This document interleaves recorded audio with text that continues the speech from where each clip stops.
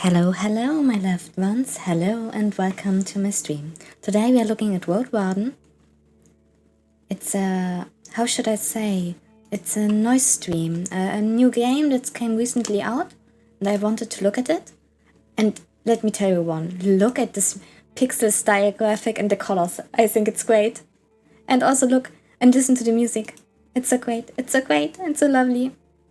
I'm not sure if I have to move myself or the chat away so you can see everything, guys, because I only took a quick glance and I'm totally blind in it. But we have multiple choices and over 40 endings for this one, and so I'm quite surprised. Yeah, visual novel time. Yes. Also it's in Steam it says it's a visual novel type of game. Yes. And hello Teapot and hello Yarish. I'm quite excited.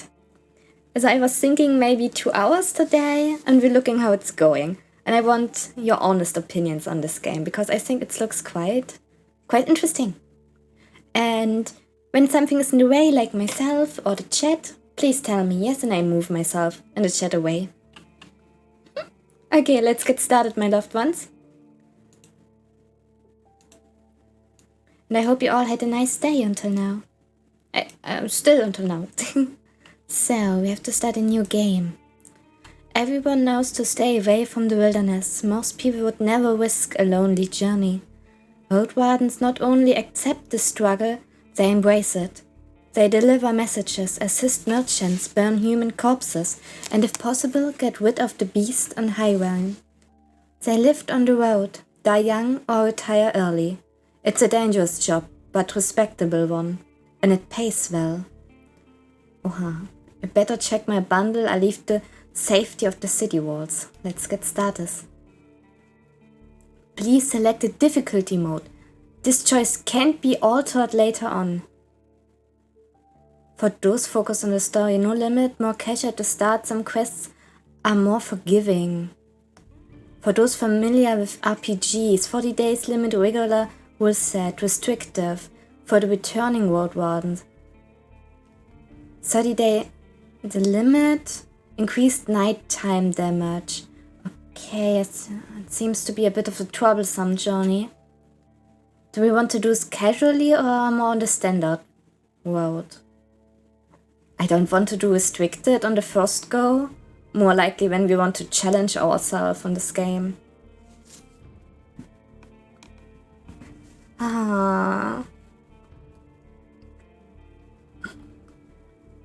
Hello Bahamut. Hello, welcome to the stream. We're looking at World Warden today, a visual type novel style game with adventure tasks, I would say. It's quite interesting concept and I wanted to look at it today. And we are just there to decide if we want to have the standard difficulty or the casuals difficulty. I'm not so sure.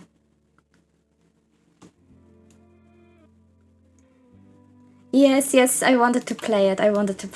I'm honestly, look at this graphic and listen to the music. It's beautiful.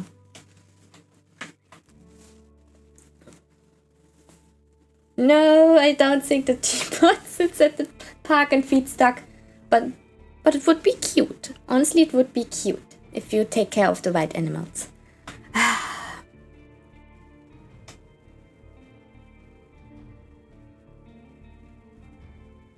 I think we should start with standard difficulty. They have the best experience for the game and can judge it better.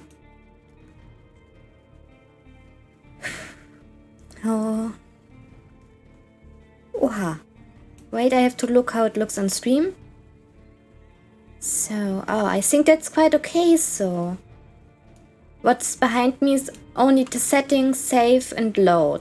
So, and nothing really there. The wall is still standing. There are no wolves around, no stench of blood, good sign. This should be the place you're looking for. You were supposed to meet with a group of soldiers, but you hear no voices, no sounds of labor. The gate is ajar, but camp isn't safe. It may keep away the goblins and pebblers, but not beast folk nor trolls. And the night is near. Your pathway breathes heavily. It had a long day. Is a palfrey not some kind of breed of horse?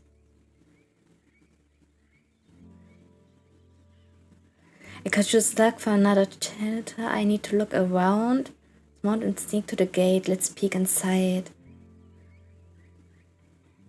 We have a little peek inside.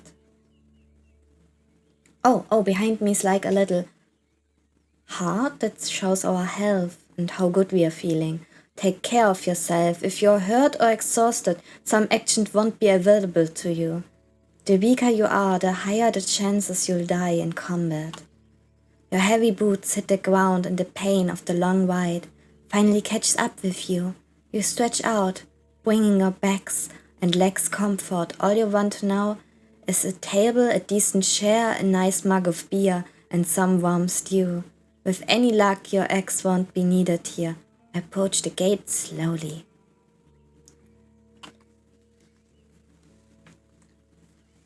If it's a military camp, it doesn't look the part.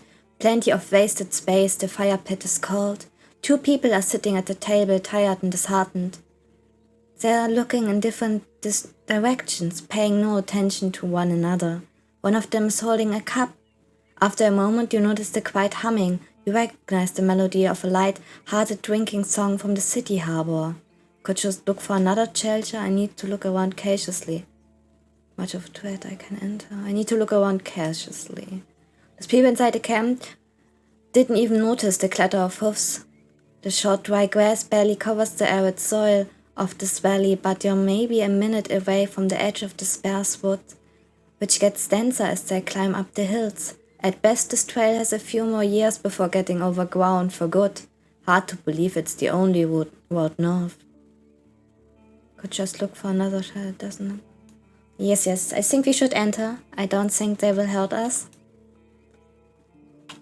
It takes them a few breaths to glance in your direction. The first person greets you with a wave of his hand. There are bags under his eyes. His beard is messy. Despite his simple shirt, he's wearing durable, decent boots. A mace with a head covered in iron hangs at his side, but he doesn't reach for it. I take a look at the second soul. Just like you, she's wearing a gamson, but hers is a bit loose, as if she took it off a corpse. Her head is shaven, as if she's protecting herself from fresh-eating bugs. Her eyes are wary, yet kind. She smiles. Considering the squad was sent here half a year ago, those 2 surely looked the part. So there should be more of them. 8, you believe? I let them speak first. We don't want to come around rude. It's nice to see an unharmed traveler in this godforsaken shithole. What? I didn't say that. Sorry. Makes me just a tiny bit hopeful. The bearded man's voice is strong yet timid. You'll be staying the nights with us, I guess. We are soldiers, he and I. It's the armored woman. Her mount switches from half asleep to relaxed. We'll do our best to keep the camp safe, but if you were to take the first watch, it would be a huge help. Travelers out to help each other, wouldn't you say? You think for a moment. To fully rest, you need to go to sleep.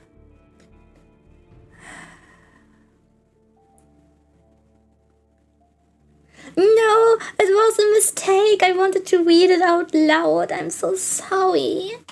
I'm sorry. I want to say this game is not age restricted. This has no age restricted at all.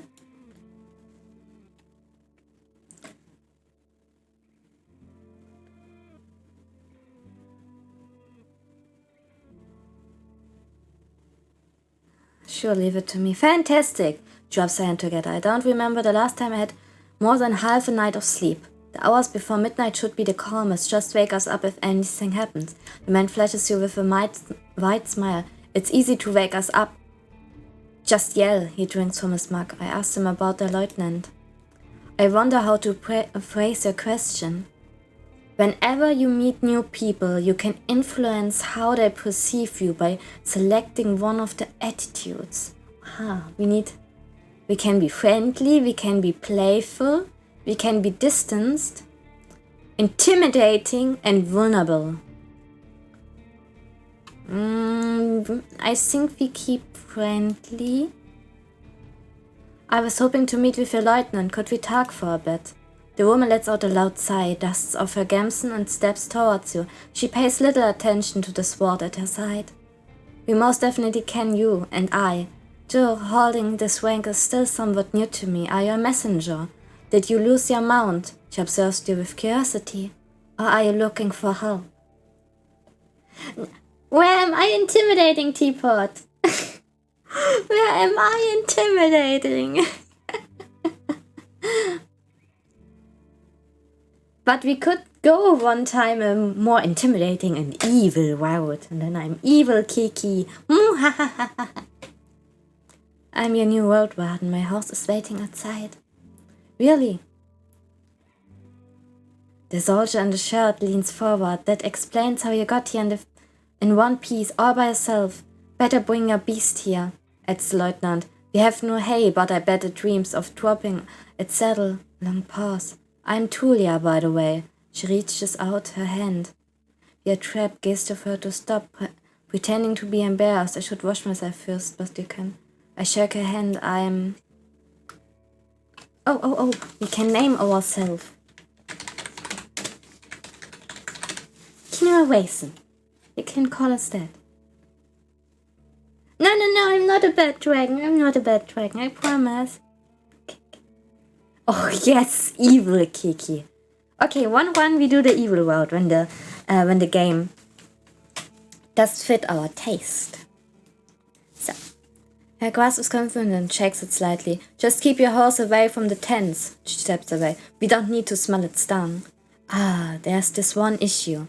The soldier in the shirt also rises to his feet.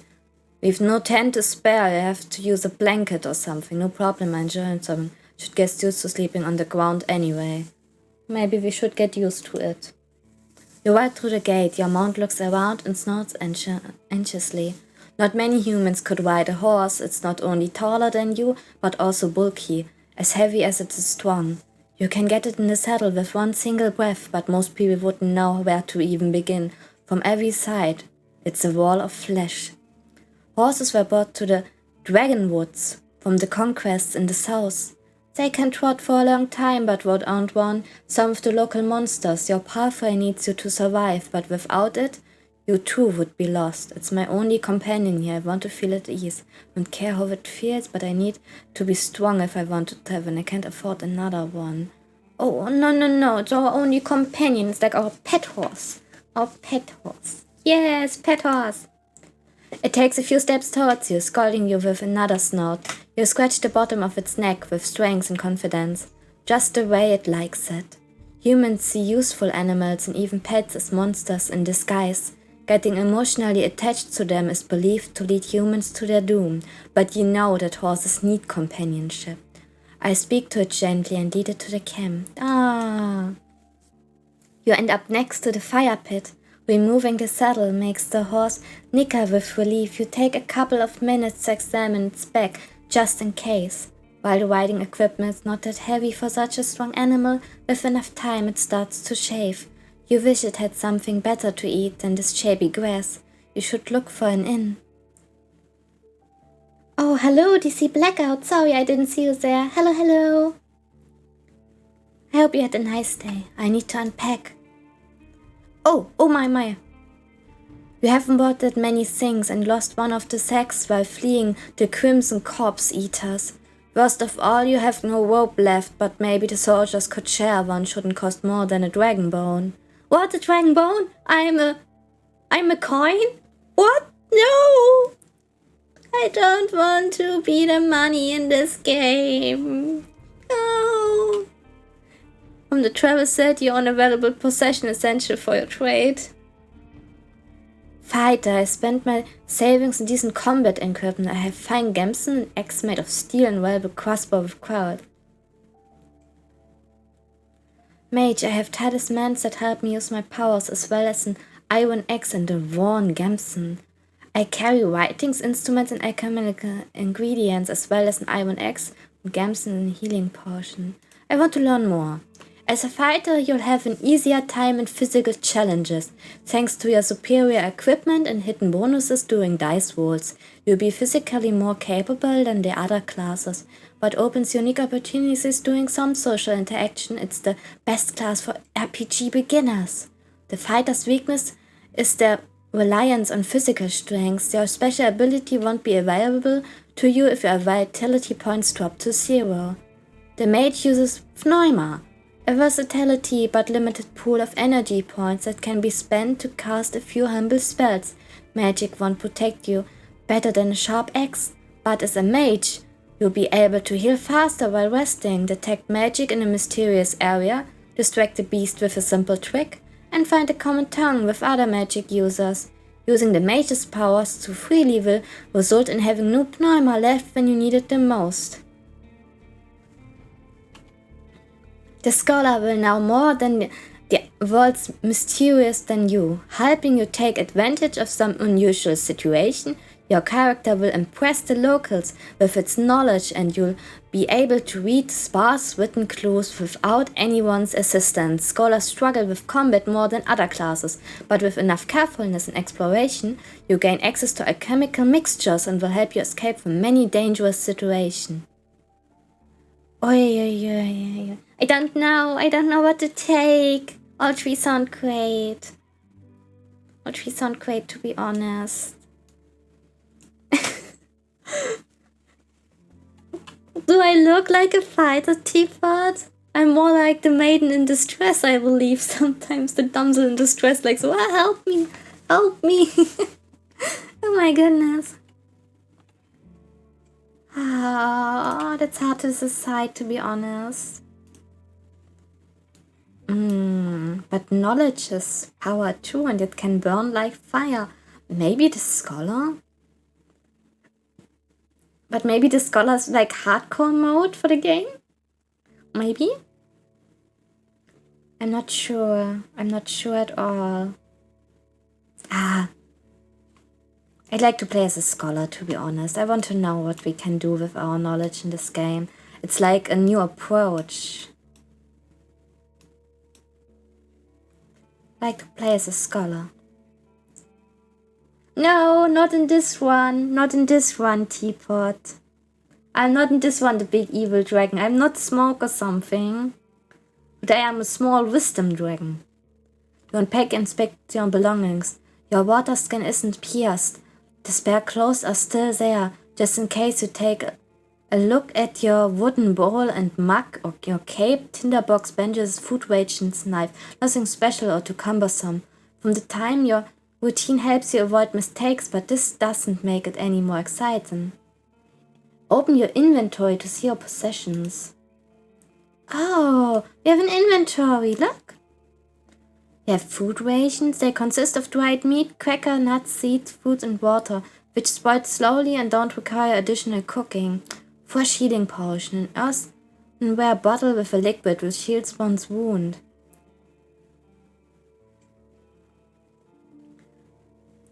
The city artisan makes coins by cutting dragon bones into slices. They are available by merchants to rarely used in the countryside. No, I am the money. I am the money in this game. Yes, Yarish, I am the evil dragon. I am the big bad evil girl nobody would have known to pick. Nobody. The surprise would be big if I would be an evil dragon, wouldn't it? Equipment, a gamson. A padded defensive jacket made of line filled with wax. It's the cheapest type of armor, yet so surprisingly effective and as a result very common. Alchemical ingredients. To brew new potions, you need to find suitable tools and some undisturbed bedtime. Brewing is difficult and alchemic skill will humble are valuable. The travel set. Your sacks contains all sorts of useful tools. Parchment scrolls kept in tubes, ink, quills, and wax tablets with bones, stainless, most nothing are illiterate, but they are happy to meet someone who can write a letter in their name. Oh, we can write letters for the people. A simple battle axe. Traveling with an axe shows that you've learned how to fight humans and human-sized monsters. It's not masterfully made, but it's already been put to test and you've practiced with it for many days. Oh my goodness. Return. Okay. She looks really nice and innocent, but will bite you. Yes, I will bite you. No, I will not bite you. Maybe I don't bite. So, we turn to the soldiers. They're at the table again, observing your beast and chatting between themselves. Your stomach growls at the sight of them eating out of wooden bowls. One more bowl was put previously unused end of the table. You can sit down on a tree log. I join them and take a look at the meal. I thank them for the meal, but I don't want to eat with them. I sit down and ask Tulia what she can tell me about. And you ignore the meal, sit down. I join them and take a look at the meal. Yes, we are hungry and we should eat something. It's called gruel, the meal eaten in times of hardship. The specific bowl is filled with water, hog millet, some strange-looking cereals, and blueberries. Welcome you with a meal. Even a humble one is beyond their duty. Soldiers live with and for their companions, constantly on the move from one part of the realm to another, making sacrifices to protect their group as they face dozens of hideous creatures. Their lives are filled with discipline, hardship, and camaraderie. Road wardens, on the other hand, learn how to work by themselves. They seldom engage in open combat, patrolling the same roads for years. They help the settlements stay in touch, but also maintain commerce, settle down, forge friendships when there are no laws to follow. They use their own judgment, different responsibilities, different lifestyles. I eat quickly, not focusing on the taste, and speak with Tulia. I eat quickly, not focusing on the taste. It doesn't taste great. Oh, yay. She focuses and chooses her words carefully. She looks away only when she gathers her thoughts. I'm afraid I can tell you less than I would like to, and less than I should. She nods over the other soldier. As you can see, there's not a lot of us left. At the beginning of summer, there were 8 of us, including our previous lieutenant. 5 of dead, 1 has run away in tears. We are also strangers in this land, adds her companion. Any piece of information may help me do my job. The man leans forward, his legs shake nervously. He sounds like a kid asking a bard to sing one more story, tell a joke, or do a magic trick, whatever it takes to escape from boredom. His untrimmed beard hides a much younger face than you originally thought. What did the officials tell you? I expect not much. No soul governs those lands. Shepard and consider to be what I've discussed with the officials should be stay between me and them. Maybe that's the best choice. We don't know how they would react when we say something they don't like. Yes, Yarosh, but I'm the squirrel. I'm like the squirrel from How to Train Your Dragon. The one that doesn't even want to be tamed by Hiccup. I'm untameable. I'm wild and free. You think how unprepared you are for this task. Since this area is too far away from Hobalawan to keep it under control, we were warned that it's untamed and unknown. Who knows how many villages, bandits, or monsters may be found in these unmapped hills and forests. It's a place of both danger and opportunity. A great realm to spend the rest of summer. Actually, I prefer to keep it that way, says Tulia. The less you tell us, the smaller the chance that the commanders will send us here again. There's bitterness in her brief laughter. I'm fine with a soldier's life, you know. I just hope to find an outpost where I won't have to bid farewell to most people I know. It's understandable. The lieutenant drinks from her cup and crosses her legs, ankle or knee. Seeing her chair makes you doubt she'll ever find a comfortable position. Where should we start? What should I know about Peninsula? I tell you what I know and you'll be the judge, says the lieutenant. How long did it take to get here from the city? On a decent pathway, I'd guess it would be 3-4 days. When you can confirm, she continues. From here you can reach the coast in about a day, as long as you don't make any stops. Do you know the situation why no ships can get here? You know the sea route allows Hoflavan officials to keep in touch with the coastal villagers, collect taxes, move the soldiers, collect lumber, deliver tools, but maintaining order on a wild coast such as this one is like filling the ocean depths with coin. Because of the rocks, you can hardly stop a ship 5 miles from the shore, and boats can't get much closer. She nods. I don't know much about fishing, but there's not that many people living by the shore, and they don't have to stay in touch with the city folk. As she pauses, her companion carries on.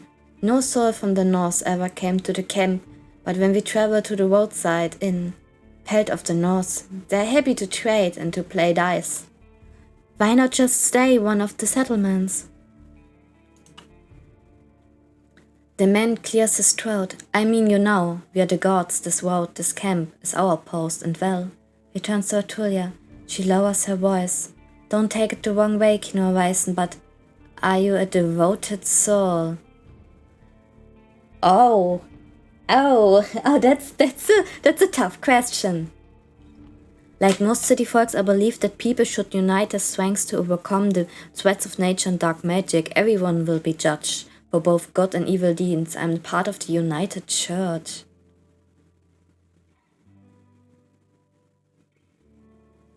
For many years, I've supported a monastery that does its best to advance mankind's spiritual growth. Artistry, herbalism, and magical research. I follow the teachings of an order of truth. I'm from a small village. For me, the freedom of shell, pneuma, and souls are the main virtues of life. My community is unique and independent, so as member, I have a place in my fellowship. I have a strong connection to nature and spirits and follow the paths of my ancestors. Some of my beliefs may be considered sinister and treacherous by the city folk. Call me a pagan. What is a pagan again?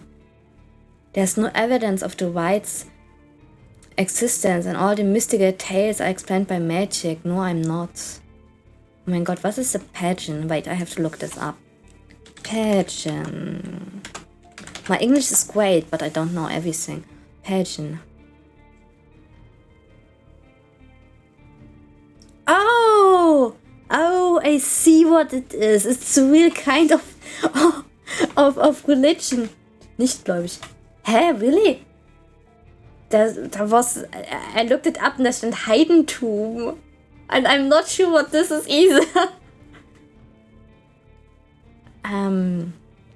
But dragon believe in the ancestors, so I think that would be the right choice to take for the first one.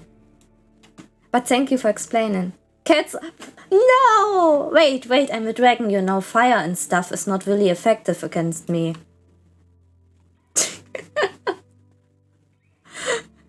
I have a strong connection to nature and spirits.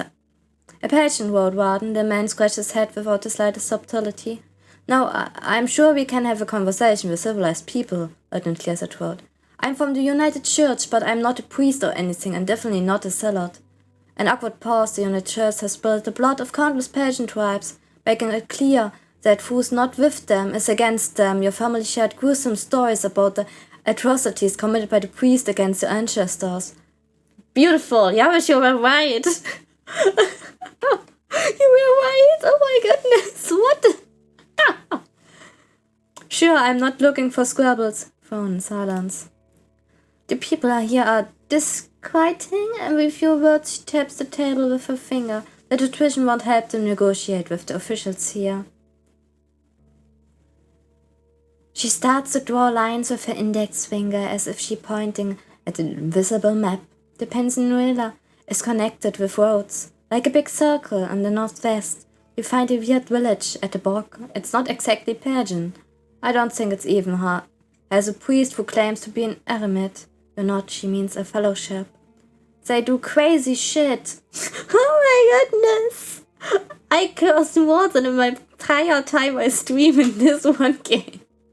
Her companion chips in. They use the dead to cut down trees and dig in soil. Once I saw it, I begged to never return there. I see. Oh, they're like necromancy. Oh, hello, Cyber Kitsune, and welcome to my stream. welcome, welcome.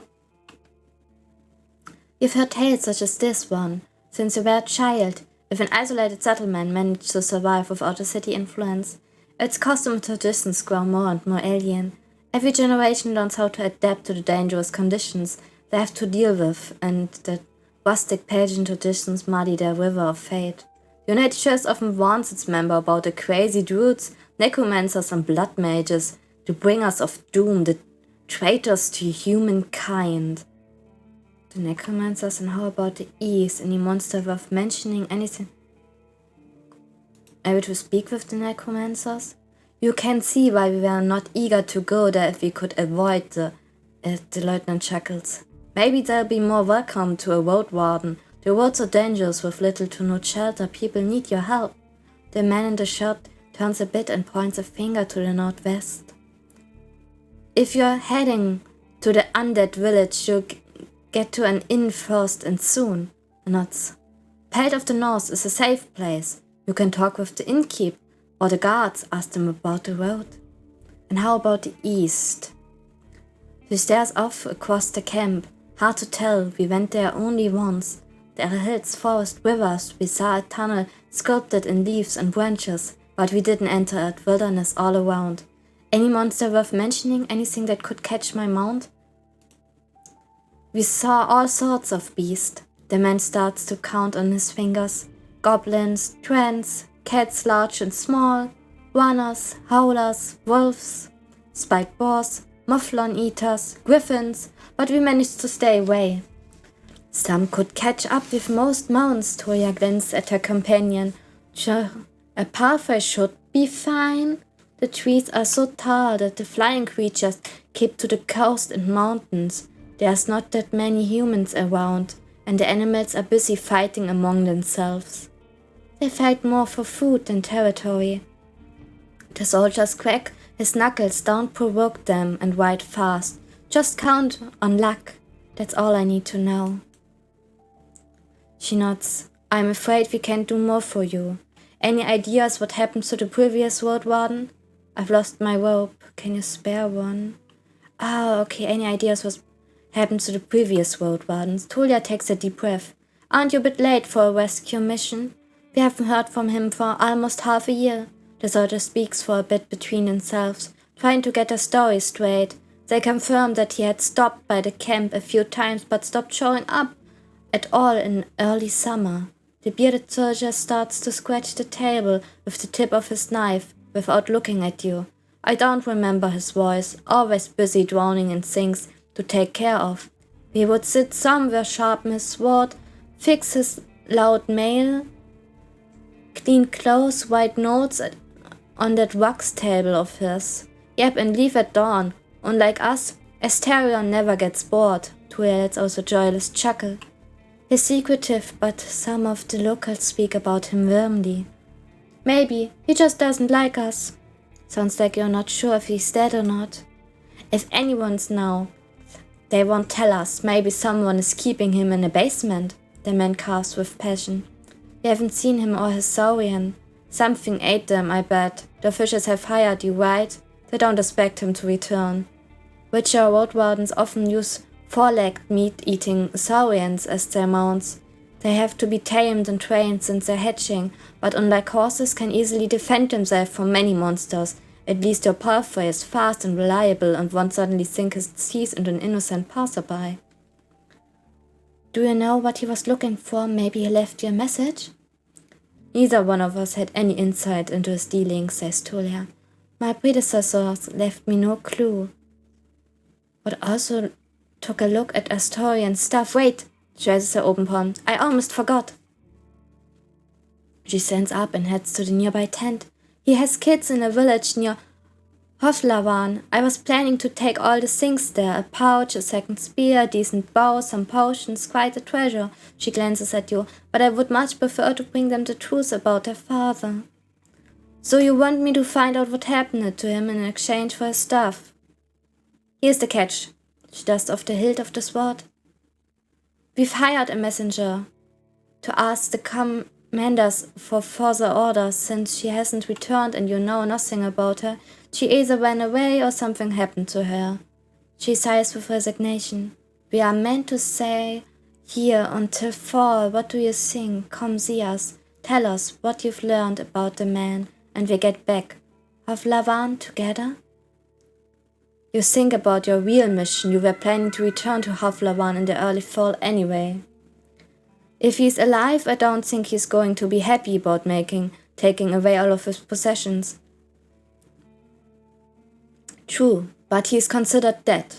I doubt he'd begrudge you anything.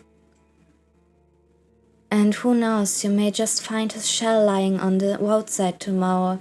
He wears mail, uses a spear mostly, maybe 5 feet tall but stout. Long red beard, short hair, pale face, rarely smiles. She glances at her companion, but after he adds nothing, she sits down and stretches out her legs. So find out what happened to him, dead, alive, left. Just let me know. Oh, we have a journal to see our quests. Oh, look. Find the road wardens. Before I became a road warden of Pennsylvania, a man known as Esther and used to patrol these roads. If I manage to find out what happened to him and bring the news to Tulia from the southern camp, I'll receive abandoned belongings.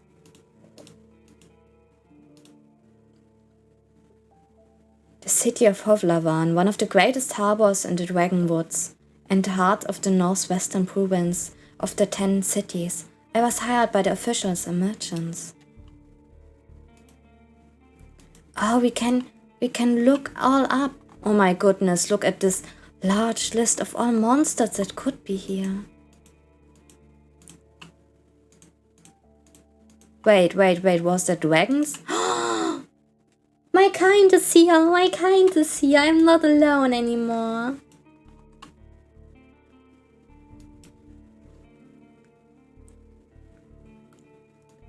I've lost my rope, could you spare one? You're in luck, she heads towards one of the kites and moves aside a large linen sack. Revealing a rope, she brings it back and melancholy sits down on her chair. Take it, I was planning to leave it behind. Take a closer look. A fine rope, a regular rope made of hemp fibers. I take it and offer some food. In return I buy for 0. Tulia nods. For now we leave the rope on the table. Oh, maybe it would be good if we let some food for them here. But I need it myself. Oh my goodness. I think this game will have some cool choices for us to make. What happened to your squad? The man shrugs, bandits happened, and monsters. A strong band too, as companionships in. When we get to Pensacola in spring, we saw some people living in this camp. The lieutenant decided to avoid it and look for an inn. We had to travel through the night for a bit. The bearded soldier scoffs and crosses his arms but carries on. If he had decided otherwise, we would all have died that day. The innkeeper explained that the camp is a trap, that the armed ones pretend to be soldiers, stay there at night, lose everything you have. Sounds like slave hunters. Precise. Very much so. They killed some and took others away. Who knows where? They were letting the northerners go, hoping to avoid the wolves. It's kind of worked, as a soldier. We asked them for help, but they refused. We had to clear the entire camp on our own, and that's why 3 of our people died. Don't exaggerate, it's not like the lieutenant didn't make a mistake. He wanted to get rid of them and take over their camp, but we didn't know our enemy well enough. We were outnumbered, and they had an ice mage among them. At least we cleared the road. Saved lives? You mentioned monsters as well? Nothing that would surprise you. Those of us who survived the skirmish were young, too inexperienced to spend the summer in this place without a good ladder. And they didn't trust me. One of them got caught by a trend. Another one ignored my orders to perform some sort of a ritual hunt, so a werebear tore her to pieces. The last one tried to act tough, didn't tell us that he had cut his hand by cleaning his gambeson. She lets out a ghastly chuckle. He had to cut it off, and he was so ashamed that he decided to work north, find a new life, disappear. Idiot. What a colorful journey. The man tries to drink from his mug, but it's empty. I stay silent. I seem defeated. Tulia, how did you become a lieutenant? That's not much of the story, honestly. She looks at her hand, which is currently rolling amok over the table. In the city there's a strict order of, what should I call it? She exchanges looks with her companion. But he can't help her. Well, leadership succession, I guess. Havlavan chief selects commanders, those select lieutenants, and those put their soldiers in order of priority. If a lieutenant dies, they get replaced by the next soldier in line. So you were his successor? Nah, not exactly.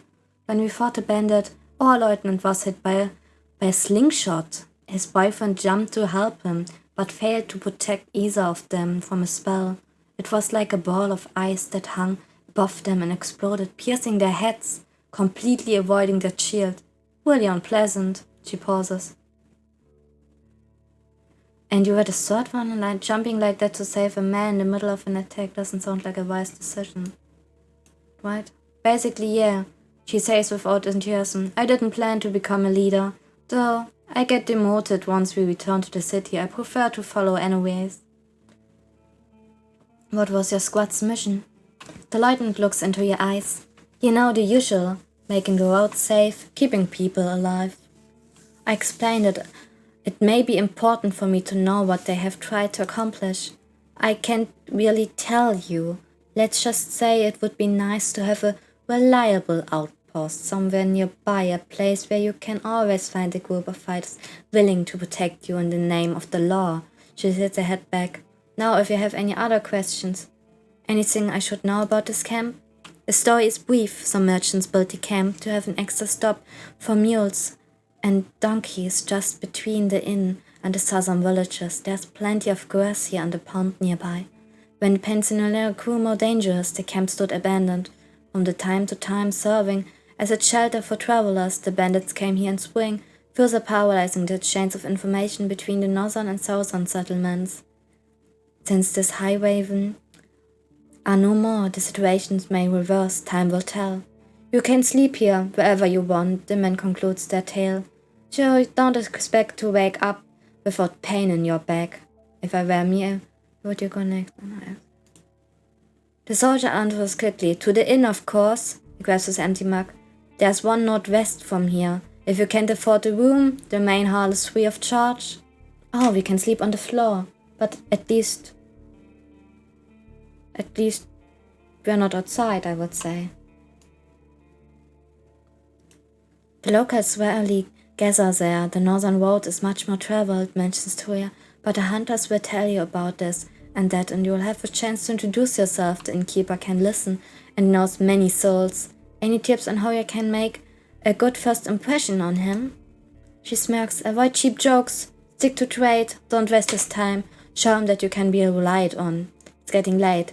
We should prepare for the night. I agree. Toya sighs with relief. And may you do better than Asterion did. Stay vigilant.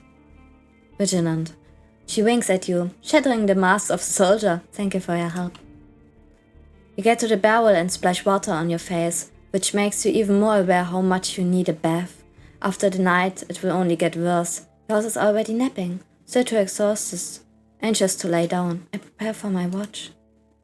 The soldier in the shirt is eager to guide you. Just observe the area. There's plenty of griffins around, though they won't try to jump over the palisade. Probably better to watch out for the apes. They climb up and carry out any food they can find. And there's this one really loud were-elk that keeps smelling the vault who has never tried to get in. He points at a gate. The lieutenant and I will block the entrance. They're quite heavy, so if anyone comes here looking for shelter, better call us to help you out. And if this someone is being chased by wolves or anything, better throw them a rope instead. He scratches his head. If it gets cold, feel free to make a fire, and the best place is on the watchtower. You may want to put a blanket there, something. The watchtower? He gives you a long, puzzled look. Oh, here! He points a pile of crates. Just climb up the tallest one. Oh, is this what's on the left upper corner? It's the watchtower. Just a pile of crates. Just climb to the tallest one. You have a great view at the northern side, the more dangerous side. And also, I know you're tired after all that riding. Points to the tent on the other side of the camp. I can handle a couple of hours sleeping on the ground if you wish. Go there after me and rest. Just this once, at least have a pellet inside. Ah, welcome Liptonia. Pet pet. Pet pet pet, I hope you had a nice day. And welcome to my stream. I smile, thanks a lot. Walk away, I'm fine, don't worry about me. Oha, oh my. You put your blanket on the tallest crate and sit down. The night is warm, but the sporadic summer breeze brings gentle refreshment. From the time your back aches, and you have to force yourself to keep your eye open, the light of the moon helps you focus on the tall grasses. For most of the time you spot smaller critters and birds, but there are exceptions. At this point you see 3-horned deer trying to challenge one another before they clash their antlers. A 2-legged dragonling appears, leading its much smaller offspring. The furry beasts try to intimidate the predators with roars and aggressive head movements. After a few moments, both sides walk away slowly, not willing to risk the fight, nor to admit their defeat. I don't let it distract me, I keep looking around. You hear the deaf screams of distant prey and the mating calls of monkeys. Runners are chasing a grey hare. A group of muskoxen lazily chew the grass, preparing themselves to sleep. A dusk fox is running together with a lynx, making playful screeches. Thankfully, you never have to intervene. You just sit there, watching the not-so-distant forest, trying to outlast your sleepiness. You can only guess how much time has passed. Once you feel you've had enough, you climb down and go to a tent, waking up the bearded man with just a couple of words. You can confirm that nothing important has happened. I gather my things and squeeze into the tent. I use my bag as a pillow, put my blanket on the pallet, and cover myself with the cloak. Trinken nicht vergessen. True, Moment.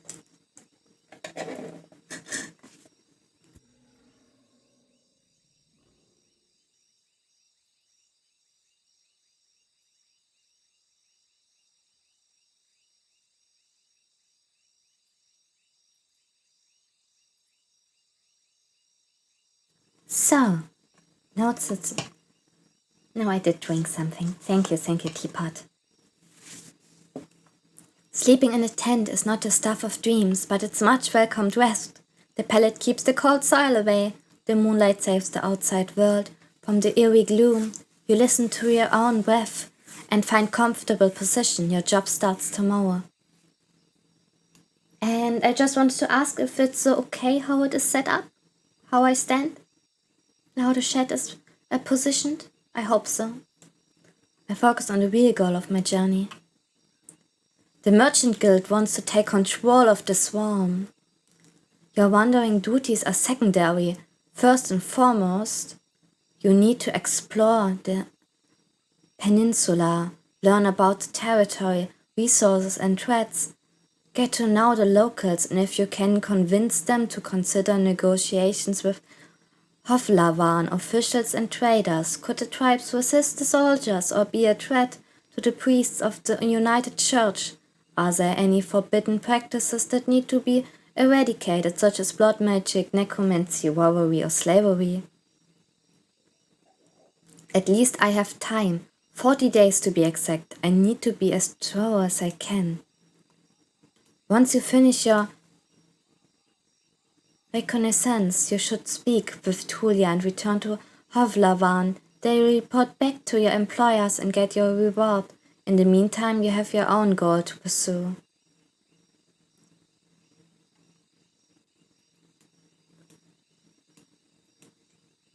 It's fine away, but the shed is so small you could also remove it. True. Wait, I put it away. I mean, I'm most likely reading. Give me a second. So, is this better for you guys? I hope so. Once you finish your reconnaissance, you should speak with Tulia and return to Hovlavan. There you report back to your employer and get your reward. In the meantime, you have your own goal to pursue. Need to gather some extra coins so I can help person I care about. Oh my goodness, look, we have our own goal we have to achieve in this game. Okay, let me look what we have. To gather some extra coins, I can help a person I care about. I need to gather some extra coins so I can retire early and live prosperity and safely. If I gather enough connections among the local leaders, I use them to become a major player in the Merchant Guild. I want to be remembered as the soul who brought peace and order to this realm, a hero. Zones want to help people, make this region safer for the locals and the newcomers alike. I need to find a new life for myself. Difficult past and I want to be forgotten. Oh my goodness. Oh my goodness, what should we choose? Oh my goodness. Looky, was haben wir denn hier? Appearance, you don't stand out from the crowd, you won't get much cleaner without a proper bath. Oh my goodness, to tell you, if you feel well, to overcome physical struggles. I see. But what should be our goal? What should be the goal, our ambition to make this journey safe? What should it be? Oh, I don't know. I don't know what it should be. Is the shed something he wants to achieve? I mean, I chose our class as a scholar.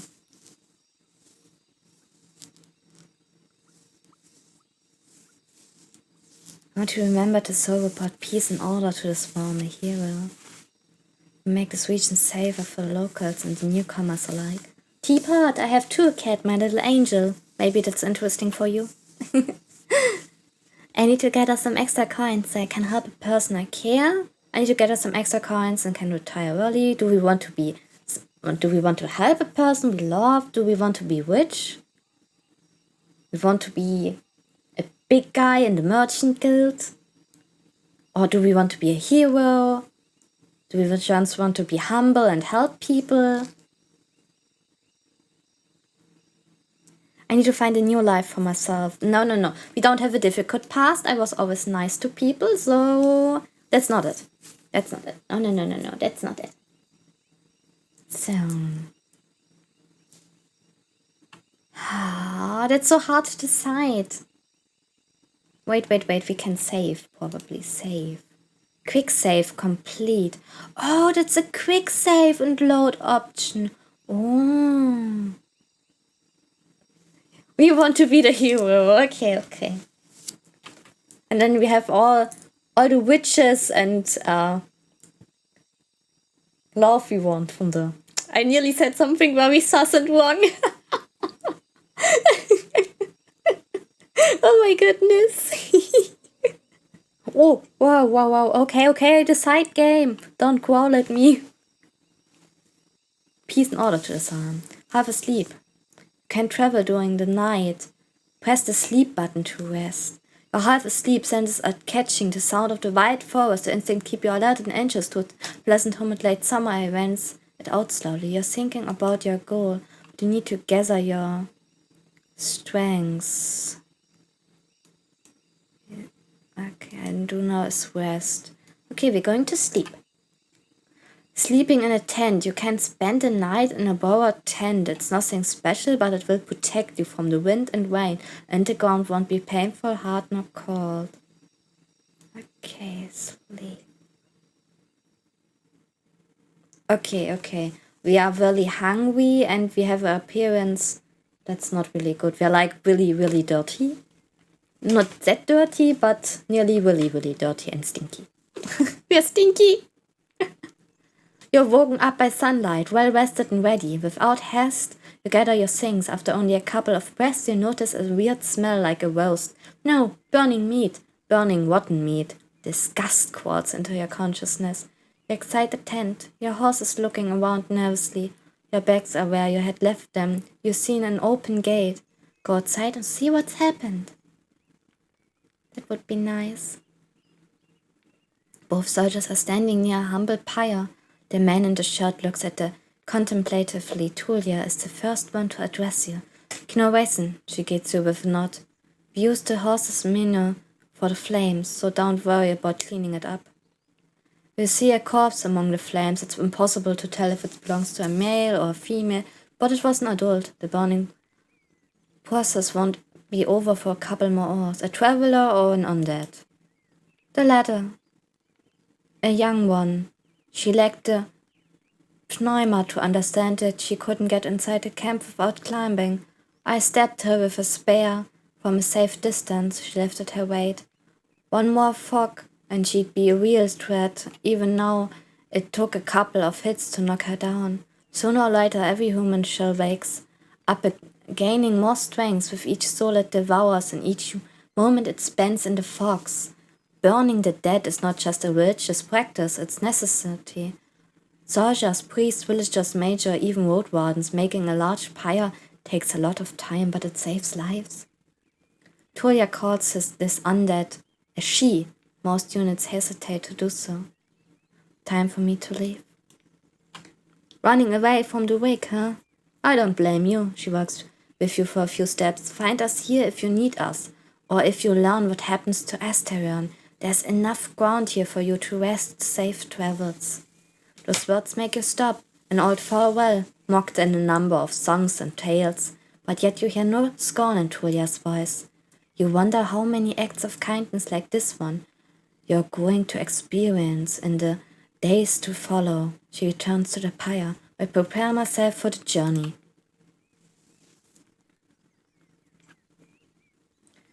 You somehow miss the fact that your mount is already saddled and warmed up. You double-check the equipment, but you don't need to fix anything. The soldiers were diligent, normally preparing, and any pathway for a long journey takes a lot of time. You put on your gamson and make sure that your axe is tightly attached to your belt. Then get into the saddle. The powerful Nicker's ready to leave. It's time for you to get to the crossroad north from here. Okay, we have here a travel button. Oh my goodness. Oh, we have here a complete map. Look at this. Oh, that's nice. It's a tiny thing, but I think the world is giant. Travel forward to continue your journey. Once you are done with the north, speak with Tulia, return to Havlovan. Travel north. Oh, the gameplay begins. Even at a later hour, you wouldn't expect to meet any travelers in the valley. The warm summer breeze lures your mount forward, but the serene chirping of birds is quickly replaced by the distant screeches and gurgles coming from further down the path. You soon find a pack of four-legged griffins. They are larger than foxes and merge the features of birds and furred beasts. Each one is a different size, coat and color, and their temperaments are just as varied. Their fronts are covered with vivid feathers, while their rears have darker fur. Their wings are massive, making them impressive jumpers, but they are too heavy to fly. About 24 beasts are yelling, brawling, and chasing each other around, blocking your path. I consider my options. Oh my goodness. You can't enter the forest blindly if those are other creatures were to chase after you.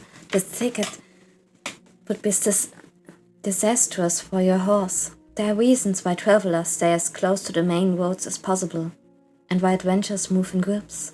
Usually the safest approach would be to stay where you are and just wait for the pack to get hungry. It may, however, take up to a couple of hours. You're thinking about your conversation with Tulia. You've got a lot to do, and the time may be of essence. On occasion, you can use the scholar's education to unlock unique actions. The icon marks the actions that involve a random chance. Take my axe and hurry the horse. If you ride fast enough, you should be fine. I should stay here, better safe than sorry. How I like the visual novels you recommended, I'm not sure, to be honest. I looked at some of them, and the trailer looked all like, we are dating little girls. And I didn't want a dating sim. Maybe I'm a bit too prude for this, but it looked like a dating sim, Yaresh. And then I'm wet and I'm really wet. My head is not really wet, and I'm blushing like crazy, and I don't know. I don't know. But I have to look at Unipa's not still. That I didn't look at. Okay, what should we do? I should stay here, better safe than sorry. Unless your education could be for use here. Oh! Oh my goodness, we could use our wisdom to get away, to go through it. We could use our wisdom, but maybe we just should stay here. Better safe than sorry.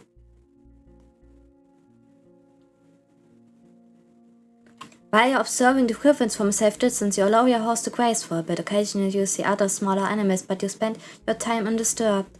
After more than an hour of waiting, two of the larger beasts engage in what looks like savage combat, but results in merely knocking one of them on its side. The defeated griffin stands up completely unharmed, preening its feathers bashfully while the champion walks away proudly, followed by the other members of its pack. They disappear among the trees. I see. You can learn more about your abilities in the character sheet. I want to look what we can do. After years spent on studying all the courtesies and training to be remembered as the hero who brought peace and orders to the swarm. Oh my goodness. I hope we don't have to slay a dragon. I could not slay a dragon, I'm honest. We could not slay a dragon. We don't slay dragons here. Knowledge, you are literate. Your education helps you solve many mysteries. Alchemy. With an access to an alchemy table of proper ingredients, you can brew useful balms and potions. Cleanliness. Lose cleanliness when you sleep or engage in tiresome activities. You can wash yourself in safe water source. You will do some more efficient with special equipment. Spared animal, hardly any religion, page in the path of your ancestors. Yeah, the path of your ancestors sounds good. Fate is undetermined. Lies none. Sewing experience none. We can sew? Oh, that's cute. Okay. Return. Huh?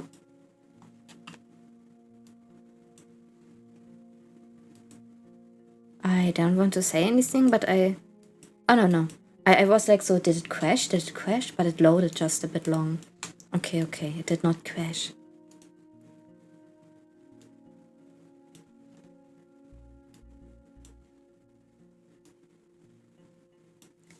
By observing the griffins from a safe distance. Okay, I'm ready to move forward.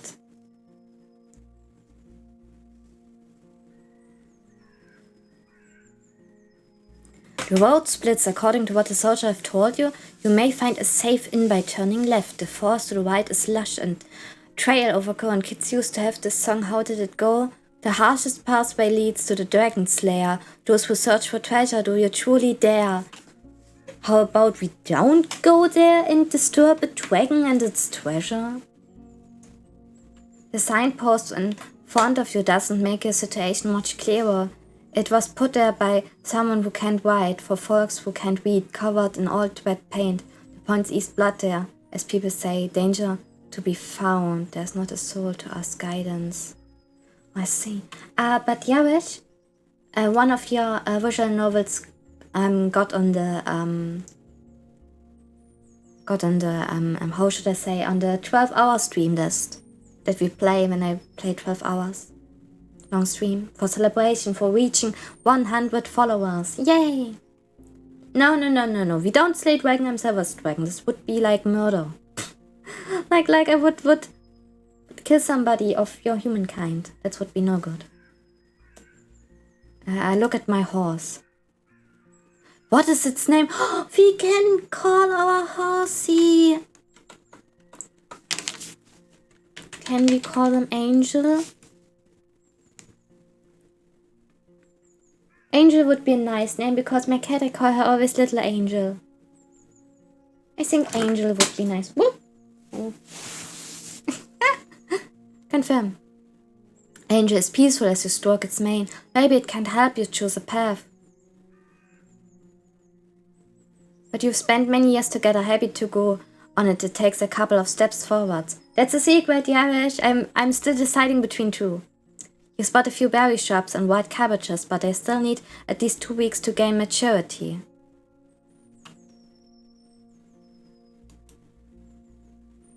Wait, when we go to the southern crossroad, a point connecting the deep forest of the east, the western westland and the road to Hovland, you're currently here. Also when we go to the east, there's a dragon slayer. When we go to the west, there's an inn. And I decided right.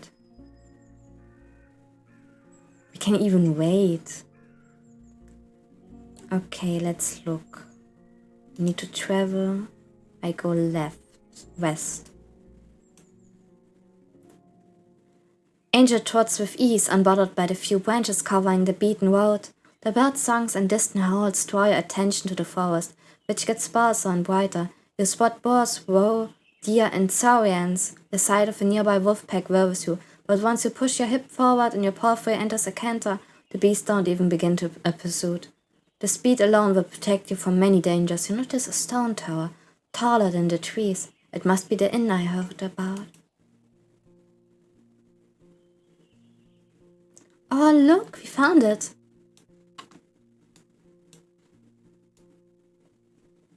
Inns like this one fit the regions traveled by merchants, but you wouldn't expect a place of this size in a forsaken peninsula. The stone and lumber must have been transported from far away, and the workers guarded by experienced merchants surely lived for many seasons, the primitive hamlet, subsisting on sorted supplies.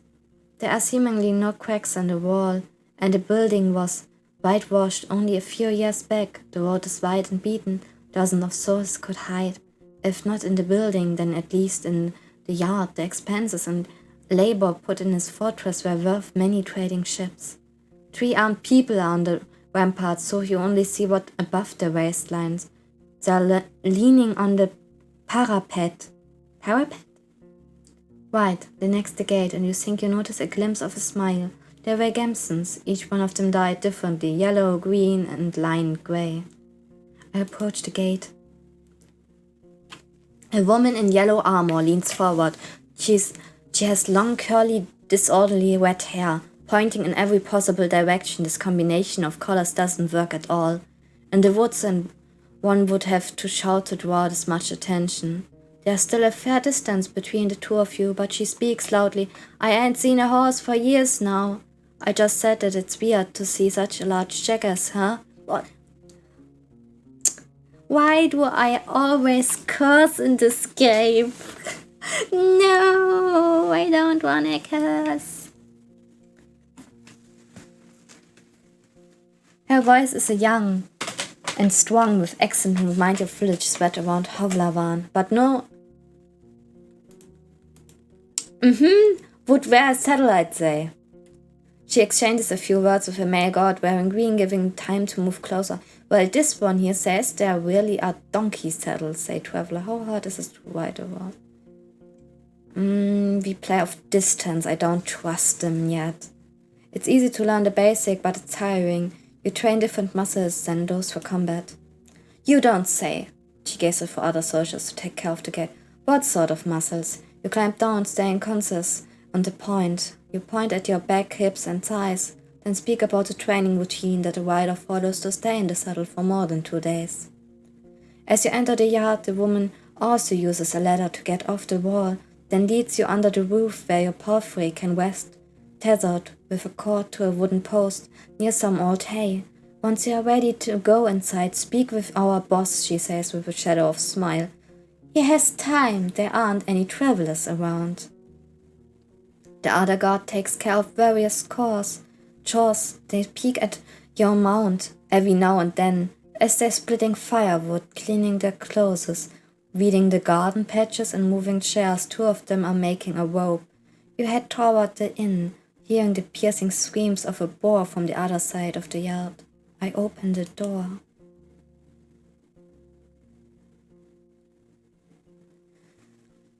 The locked windows make the air stuffy, and the weak fire in the stove hardly lightens up the hall. A muscular man is sweeping the floor near the stairs, but after he glances at you, he leans the broom against the wall and heads behind the counter. You're lucky to show up. His voice is deep and soft, with a city-like accent. He observes you with keen attention, yet avoids your eyes. I've a keg of decent ale, wormwood, book, myrtle, juniper, berries, cat's foot. He fills the mug carefully and puts it in the countertop. It's going to spoil soon, today maybe, and we don't drink here before the even. I hate to see the good stuff going to waste. His skin is dark, almost purple, rare even among the southern tribes, and his hair is naturally bluish. His clothes are quite fancy for manual labor. The elegant tunic wouldn't stand out in the city square. I stand at the counter. The planks let out a creak after every step you make. You slowly down a bit. You could swear that the innkeeper made a little to no noise. Here you go, he pushes the mug forward. But just so you know, my pelt of the north doesn't belong to Hovlavan. You can sleep on the floor if you wish so, but if you want a bed or a meal, you have to pay. We may have leftovers from dinner, but I'd need to check. Oh my goodness. Oh my goodness. That's quite a nice people we met here. Kindly pay for distance. Okay. They said to us not to jog around with the chef, sondern be a reliable source, so we played distance. I won't stay here for long. I introduce myself. He nods and fills another mug, this time with water. I guess there's no point in waiting for Asterion. Then I'm glad to see someone taking his place. Even my crew here hits the road only if they need to see the healers of Howler's dwell. And they are more than resourceful. A road warden is always going to find work here. In the north, though maybe not in the eastern road. He takes a mouthful of water and drinks it with pleased sigh. There are no guests here at this time, or hardly ever. I can take a short break. For a brief moment, he meets your eyes. I don't know if it's good if you drink, I'm honest. Maybe they steal our horse or something. Oh, what is when they steal Angel? I could not imagine if they steal Angel. It would be quite sad. Ignore the AM and the questions. Sure, go ahead. I could eat something. Do you have any left? What do you have for sale? Anything you'd like to buy? Wait, we look at our inventory. How much money do we have? We have 5 coins, and we need to... While available, they can survive in the Dragonwoods on their own. Okay. Oh, Angel is like a Palamino? A bit. So, we say...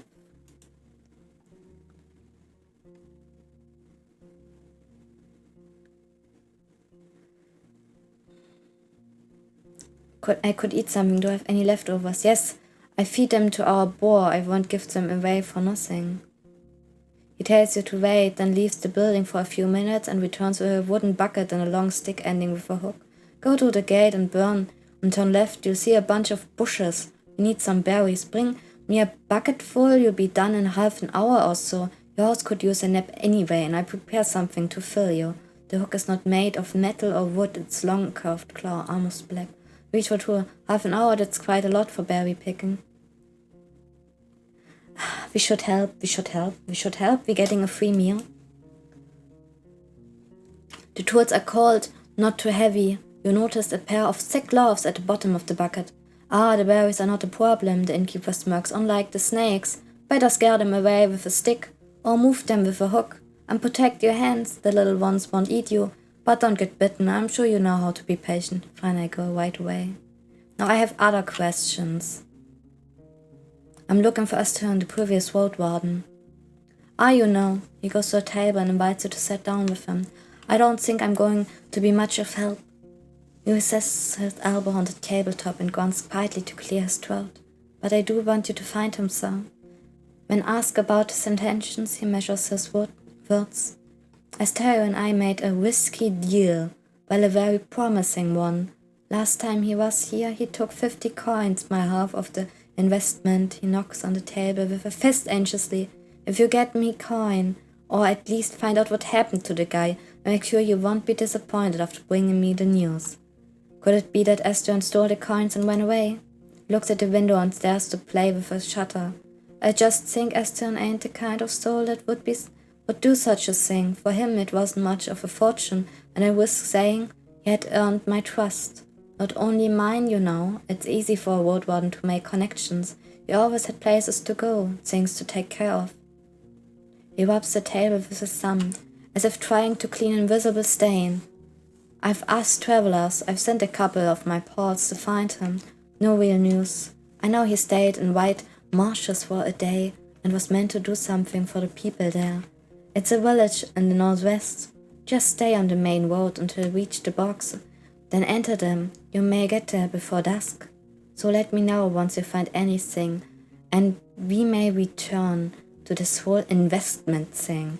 I think about it. Okay, we have another reason to find the road warden. What can you tell me about the peninsula?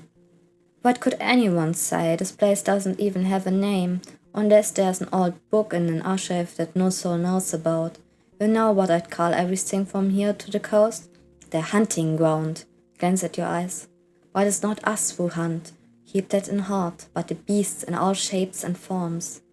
His words gain confidence slowly, which is strengthened by his deep voice. I've lived in this inn for over 10 years now, and I've only seen a couple of roads, a couple of places. It's just once you could get here and you see how harsh it is to hit the road, you have only more reasons to stay at the warm stuff behind the wall, even if it is suffocating. He looks toward the window. I'm sure you've heard a lot already, that the people don't build hamlets anymore. There are no more ibexes from the south, and the traders stay for only a few days. All of our iron is used for cauldrons, not sword or tools. What will I find when I travel in west? Well, there are hills nearby, then you will find a village. Maybe an hour away from here. It was destroyed by beasts almost a decade ago. Nothing to see there. The goblins live there now, so most people just travel around, and they say it's haunted, but who knows, who cares? He crosses his arms and starts to stay back and forth, gathering his thoughts. You get to a large tree on the edge of the swamp. For the locals, it's sacred. You're not used to hearing someone mentioning pigeons as if there's nothing unusual about them. There's a small path south, which leads to an old mine in the mountains, nothing to find there. But keep riding north and you'll find the Howler's Dell. Set at a clean brook, farmers live there and mufflons and druids. They let you stay for a night, but they're not cheap. If anyone thinks my prices are bad, it means they ain't been to the Ape Ale Inn yet. He lets out a gentle smile. I smile politely. I know only a bit about the next settlement, Old Pagos. The soil there ain't too fertile, so they work in their quarry and help other settlements build things in exchange for crops. The forest and hills ain't too harsh, but the seekers have a small monastery nearby. The mountains, I don't care much about them. They keep to themselves and they don't pay well. The third village is unknown to me. White marshes set at the box. I've heard it smell like a griffin's lair. I've heard a lot of nasty rumors about the places, but I won't share them. I don't want to be a lie spreader. So 3 village really. Howlers, the one near the monastery, whatever it's called. And marshes. Don't let their beds and palisades fool you. Weird people live there. Don't tell them more than you need to know. You wonder if it's something he would tell other travelers as well. Are the Easter roads as rough as I've heard? Pretty much. Don't leave the main road, I'd say. Not so far from here you'll find an old dolmen. A few of my people had to spend a night there. And monkeys stole food and gourds from their bags. It was their fault. One of them had fallen asleep in the middle of his watch. But you know, the eastern forests are wild. The roads are rough. Almost no soul lives there. One day all those roads will be swallowed by the trees again. The furthest my team has ever gone was the home of the enchantress. Just stay on track until you reach the crossroad right near the abandoned watchtower. From there turn east. You recognize the place. It's a nice home in a lonely meadow surrounded by a wall. He looks towards the closed window and then at you again. Kind of like our walls, but simpler, without coating. She lives as a hermit. Eudocia. I don't even know how she survives there, but if you don't have decent coin, you won't find much there. So back to the crossroad. If you turn left instead, you'll see a road. People stay away from it. It connects the tower and the monastery, a shortcut between the two sides of the peninsula. I was warned by the locals to not use it. It already belongs to the beasts. Oh my goodness. Have you ever been to the northern coast? Only know about Arnaz's Inn. It's far from here. Maybe a day on foot, a bit less from the eastern side. His eyes once again focused on the floor. I've never been there, but I've heard it's a safe place, close to a village of fishers and hunters, though I don't know much about them. That's all I need.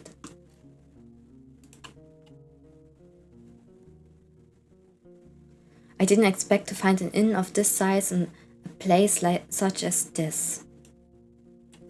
Ah, so you're now a thing or two after all. His mocking tone is soon replaced by a gentle smile. It was built long before we arrived. It didn't work out well for the previous owners. Once the war ended, they left enough travelers by trade. The village sticks to themselves. We, however, came prepared, and we were prospering. When you ask him how they can afford all the supplies, he runs his fingers through his dark hair. I'm not against running an inn, but we don't rely on guests. We are the ones doing all the trading. My hunters are a clever bunch and stay safe in the forest. In exchange for furs, claws and bones, we get what we need, and more, both from the south and the north. Relaxes in his chair. We have a good life here. We spend a whole lot on armor, crossbows, lumber spares, but in another 10, maybe 20 years we'll have enough savings to move to Hovlavan and not work for another day of our lives. We take risks, but smartly. The team is stronger than ever, and I have big plans for us. It's surprising to find a purple-skinned man so far from the north. Wait. He says really purple skin and blue hair. Okay.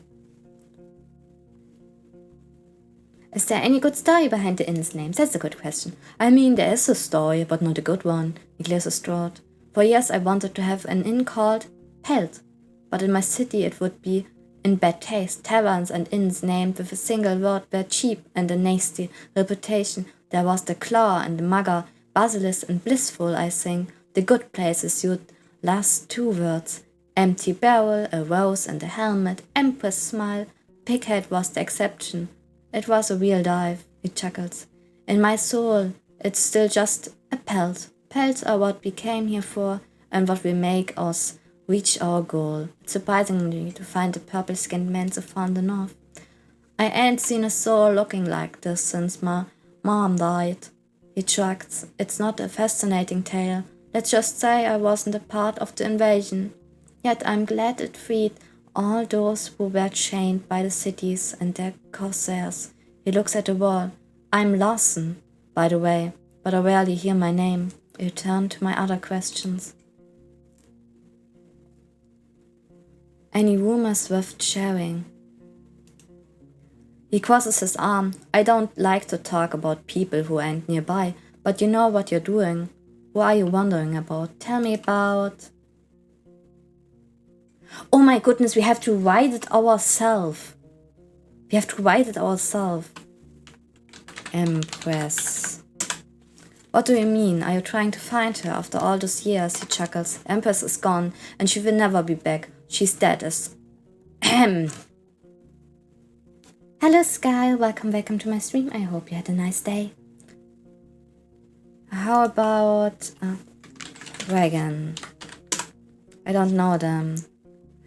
Oh my goodness, okay, we have to write a book nearly about all the people we met. Let's change the topic.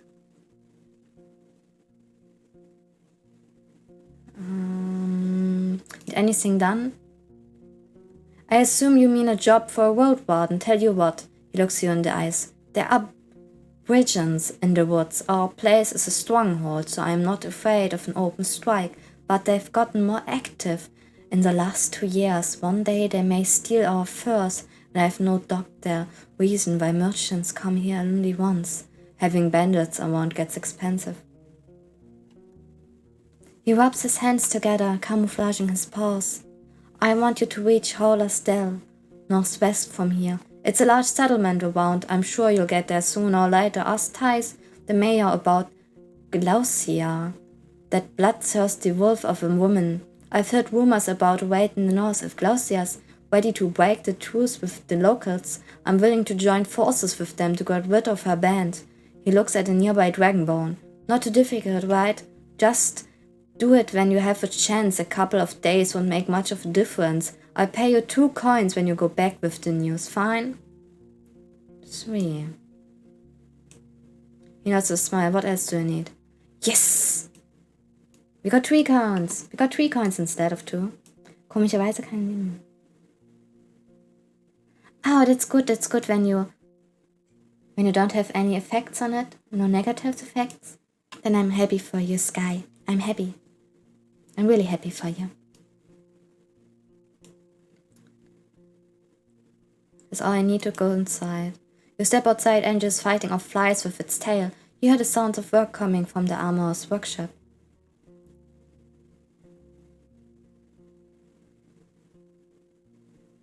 I go to the well. The reason the unrated wooden roof covers the well from rain and birds. One of the guards is enjoying the cold drink. A dude with a bucket tells you as much water as necessary. Need at least 1 piece of bathing equipment to get more of it. Out of this place, my clothes need to wash. Get any cleaner here? We can't get any cleaner here. I step away. I should go outside forage for berries. The innkeeper knew what he was talking about. Put on the gloves and look through the bushes from a safe distance. It doesn't take long before you notice the first serpent lying on a rock somewhere in the thicket. The creatures are not that large, and even if some of them hiss at you or slither closer, the jabs of the hook keep them at a distance. You don't know much about those berries. They are round and reddish. You wouldn't trust such a color even if you were looking for food in the wilderness. The plants don't have thorns, but the leaves are harsh, so you make sure to thoroughly cover your skin with your clothes. You have to look through many bushes to fill the bucket, but the presence of insects and snakes doesn't allow you to relax. I notice a shrub that's not like the others. One of the bushes in the back has more berries than the others. They are purple, and as you squeeze one of them, you recognize that those are marshmallows? In small amounts, they are added to pies, sauces, and beverage, known for their delicate sourness and sweetness. Unique but not intrusive. Still, eating a cup of them will make one sick, if not poisoned. You're surprised to see them in a meadow, far away from a wetland. You could use them in alchemy table if you can find it.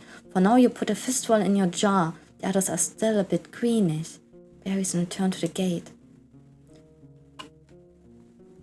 You've returned to the courtyard. 2 of the guards are practicing in a friendly skirmish. The wrestling is accompanied by a crowd. I enter the inn. Anything you'd like? What do you have for sale? I can go pick up a few things for you. Some food for travels to start with, apple nut sausage. Not too many at once. We need to maintain our supplies. We got an elk fur I don't need. Its buyer was caught by a pack of red wolves. Nice for a sleeping spot, just as nice for a wall. And almost untouched bowl of soap. Priceless for a traveler. You can tell if he's being sarcastic. Made of fine oak ash. Strong too. You should have some better supplies before you start your own bathhouse. My own bathhouse. We're making our own bathhouse one day. After you mention you'd like something more useful on the roads, he looks down. I don't have any blades or armor to spare, but if you pay well, you can take one of our crossbows and a bunch of carvels. A yew-bow, wool cords, and a trigger. Need just a little bit of oil. It's as good as you can get without soaking it in magic. Takes a bit of muscle to draw, but even a 16-year-old could handle it. I won't sell it cheap, but I'm ready to give a discount to help. Look what you have first. Box of soap. Quarrels. Yes, the dragon's bathhouse. Clean scales, sounds good, yes. And the fur, if the dragon has fur. I think there are some furry ones, also like one with fur covered. Or some with mixed scales and fur. I believe so. I think we should need a box of soap because we are really, really dirty. I think it wouldn't be good if we show up dirty everywhere. We take it. Good. So I put his foods on the counter, so we made his quest and maybe we're getting some food. Yes, we have gotten some food. Great, he peeks inside the bucket. I've got cabbage stew with a few good chunks for you. I'd serve it even to merchants if there were any around. The meal's warm and filling. It's well seasoned, not overcooked.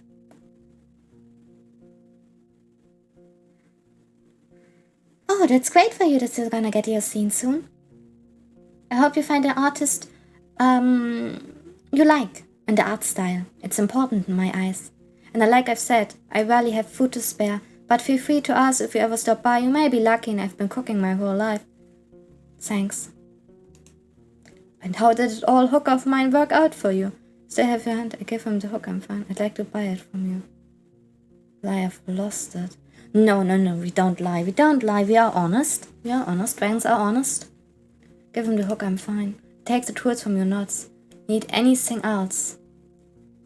You finally have a ref. That's beautiful. That's beautiful. Anything you'd like to buy? Let's see. I forgot. Okay, forget it. That's all I need. I go outside. I head to the armor. Go to the well. I wash my shell.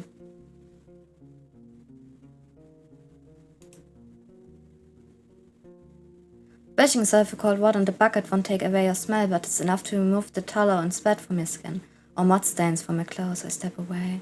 Oh wow, we're really dirty. We're really dirty. So,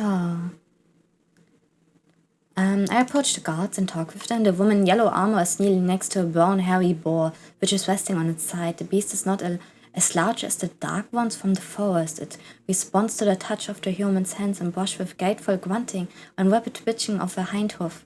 No matter how friendly it appears, it's still tethered to the well, and you have no doubts that its charge would leave Angel dead in a breath.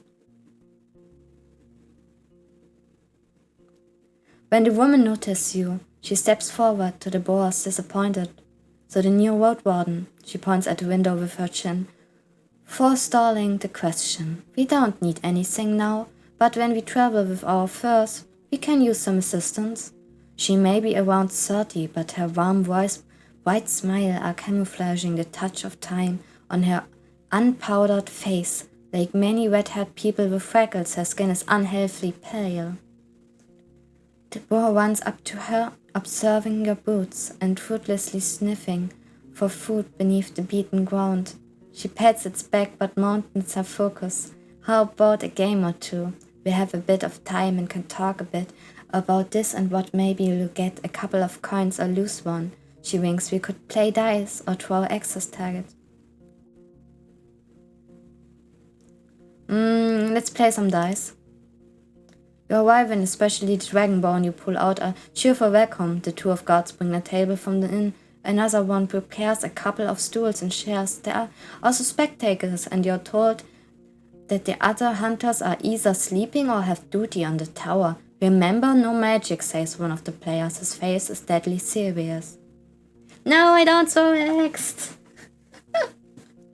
I am not even getting the up in real life. I'm like, so I would only have them on the ground and like try to. No, I don't need to end the sentence.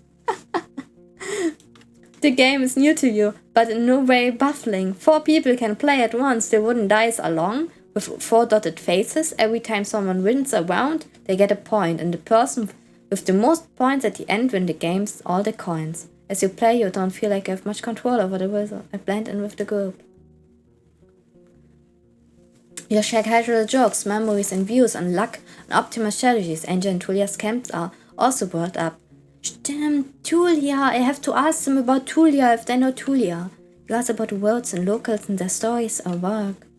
Wake, the drink are here. It's a poor beer made from the leftovers after regular brewing. It's cold, sweet and doesn't reach your head. But you try to avoid the smell. Just don't spill anything, the boar may get sick, says your bored opponent. In just a few minutes, you get 2 points, which are now represented by smooth pebbles. You don't really know how you got them. Either you don't get the strategy or it's just pure luck. There's a strategy to this game, I can see it. I can be sure I win. I can play better than they expect. During the final round, you get ahead of everyone, and the spectators playfully comment on your moves. The winner takes all 3 dragons are placed on the table and put them into your pouch quickly. The table and chairs are moved back into the building, and the guard in yellow armor thanks for playing. Is there anything you need? Oh, we won, because we are smart. Teapot, we are the smart guys here. We don't make like caveman moves.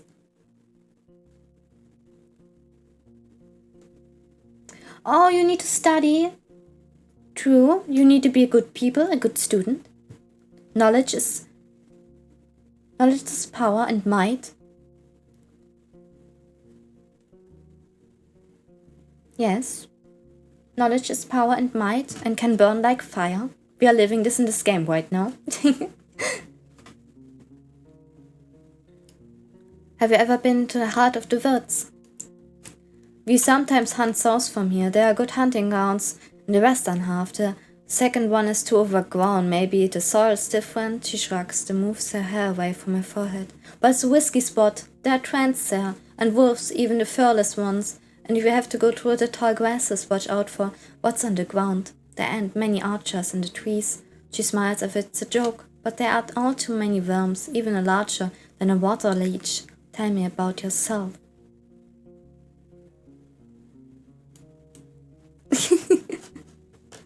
Yes, and you wear your underwear in the correct way, I see, Teapot.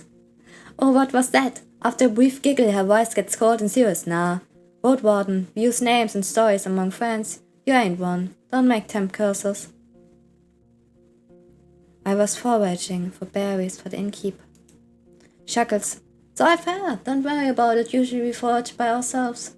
But he wouldn't ask you for a dragon, for a meal. He gives small jobs to people all the time just to see who agrees to them, want to judge him, who's of use and who's too proud for their own good. Oh, it's good that we helped. I have some questions about this place. Not much to tell, honestly. There are many beasts around, both wild game and dangerous monsters.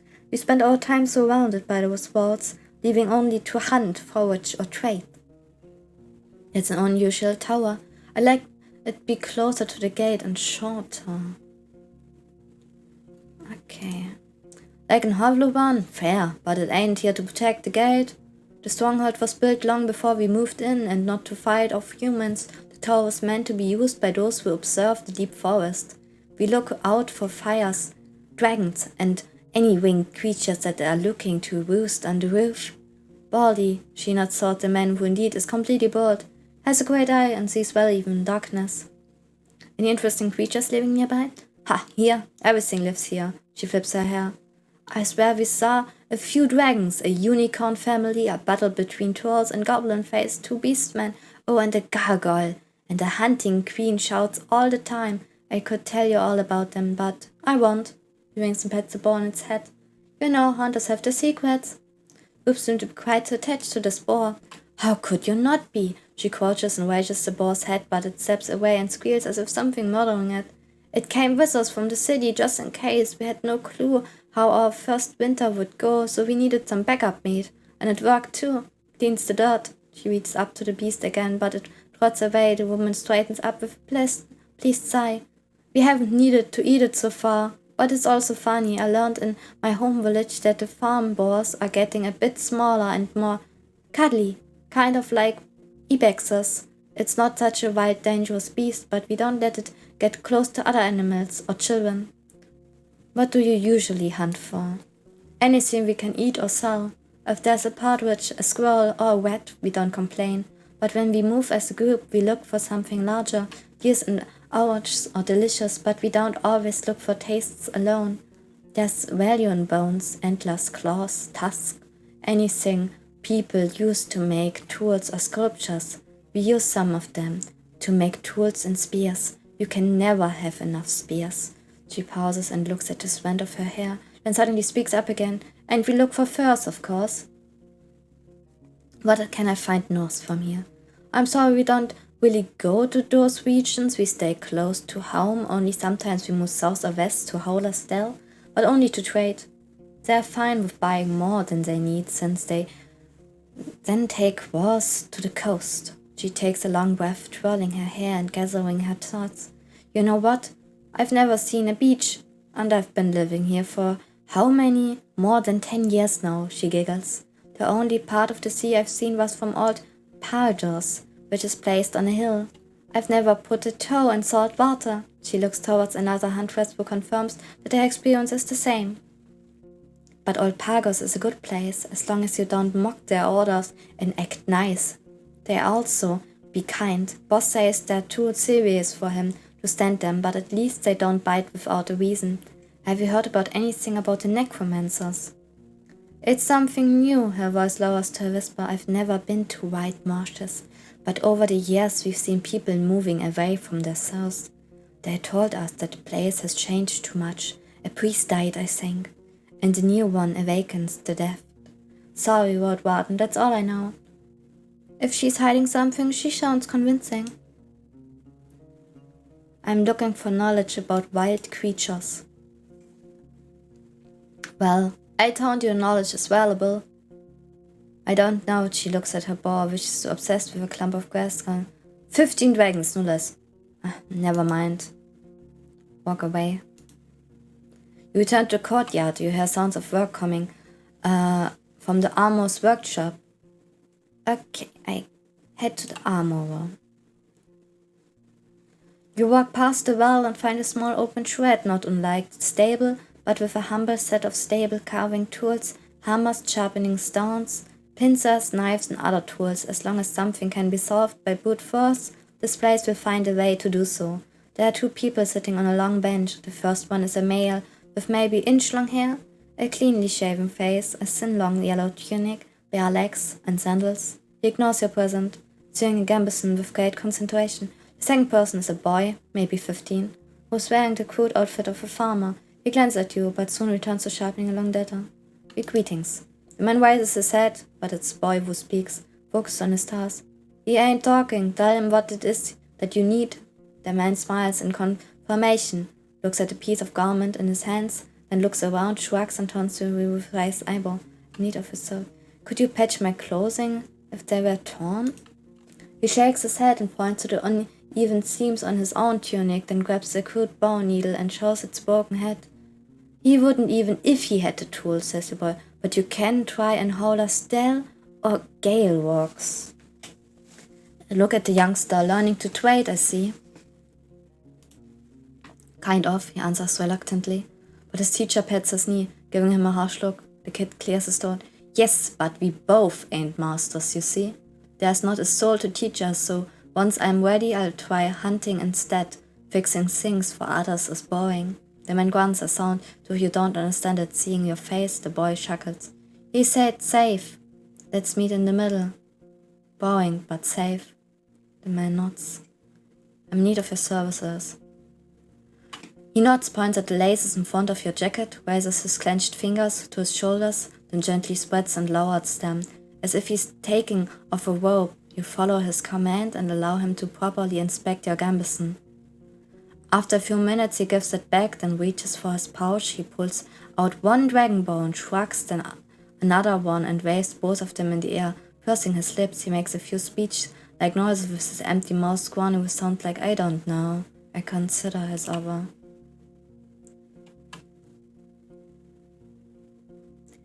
I'm in need. In 1 hour, your jacket will be carefully patched. I pay it. Your jacket is as good as this armor can be made. Perfection. The armor is first and is assisted. I fear Gamberson could use some adjustment. He nods enthusiastically, but an apologetic points behind him at a small box filled with basic tools. He ain't that experienced, says the assistant. We do this and that, but only in simple thing. I leave the chat. I go to the well. I don't think I can go. No, I can travel, I can travel. Wait, I'd like to ask about Tulia. Do you know Tulia? Tulia. I ain't seen Tulia in quite some time since her squad vanished in the fogs. She's been careful. Glad to know she's still alive. She's too inexperienced to lead others to battle, I think, he shrugs. Like most people, she needs to follow others. But she already knows that there's nothing worse than a fighter too stupid to limit their ambitions. Oh my. Let's change the topics. That's all I need. I go outside. I travel. Ay. Time shelter. Wait, I go back. I have to look how late it is. I'm good rested. Okay. Oh my. I have no idea what was in what direction, but I hope we don't die. The road uphill meanders, slowing you down and forcing you to pay close attention not only to the shadows of the trees, but also to the tight rocky passages. You can't help but notice a few caves and fine ambush spots. Keep an eye out of any sign of life. I'm honest, teapot, I don't have anything to drink right now. I took the last sip. Standing in front of the gate, you hear no voice, no tools at work, no steps. Dozens of birds live among the collapsed roofs. The fluttering singing and squawking is free of worries. If you want to travel any further, you need to ride around the palisade. Searching the ruins may take a lot of time.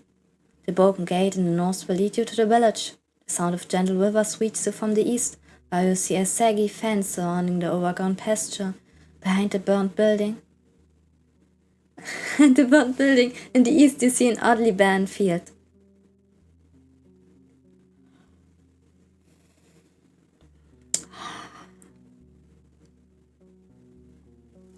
It could go not as well as I believe. The palisade is in good shape, and the entrance wasn't even touched by the fire. It was torn away, possibly thrown. The amount of used force must have been huge, but you'd expect that it would push the gate into the village, not away from it. You don't see the marks of a dragon bite. A troll could toss such blankets, but after so many years, you see no paw prints. A mage you couldn't tell detail. Building near the field. The broken logs and planks are charred, while the wooden walls are rotten and covered in moss. You see no ashes or dust, proving that the fire happened too long ago. The smell is awful, and there are no reasons to stay for long. You see no furniture, just some broken shelves. It was just a storage room. 2 valuable odds and ends were already taken by the scavengers. I'm not to move forward. Where do you want to go? Explore the southwest part? You southwest, inspect the pasture of the southeast. The pasture. You don't find a single sign of livestock that lived here in the past. Any bones, horns, antlers, or dung have already been devoured by the wilderness. The pasture ends in the river on the opposite bank. The meadow turns into thick forest, impenetrable for a river. What are the chances of a herd of defense animals could get us and survive? The breach in the southern fence wasn't made by some brute force. You find X cards in spots that were ultimately broken away. After all those years, there are no tracks that could follow. I'll turn to the main road. Where do you want to go? I explore the southwestern part. The buildings, some of which have collapsed, are made of wood, now charred and rotten. You spot claw marks on the walls, especially close to the doors and window frames. They could belong to dragonling, or a large wolf larger than the grey ones, or a corpse eater. Too many options to make a guess. Yet no beast remains in sight. You find remains of clothes, furniture, odds and ends. Only one object seemed to be of use, a basket-like fish trap made of vines and willow branches. A large fish swims into it. It won't be able to get out on its own. It's quite large, but I can't fit it into my saddle. Picked up a fish trap.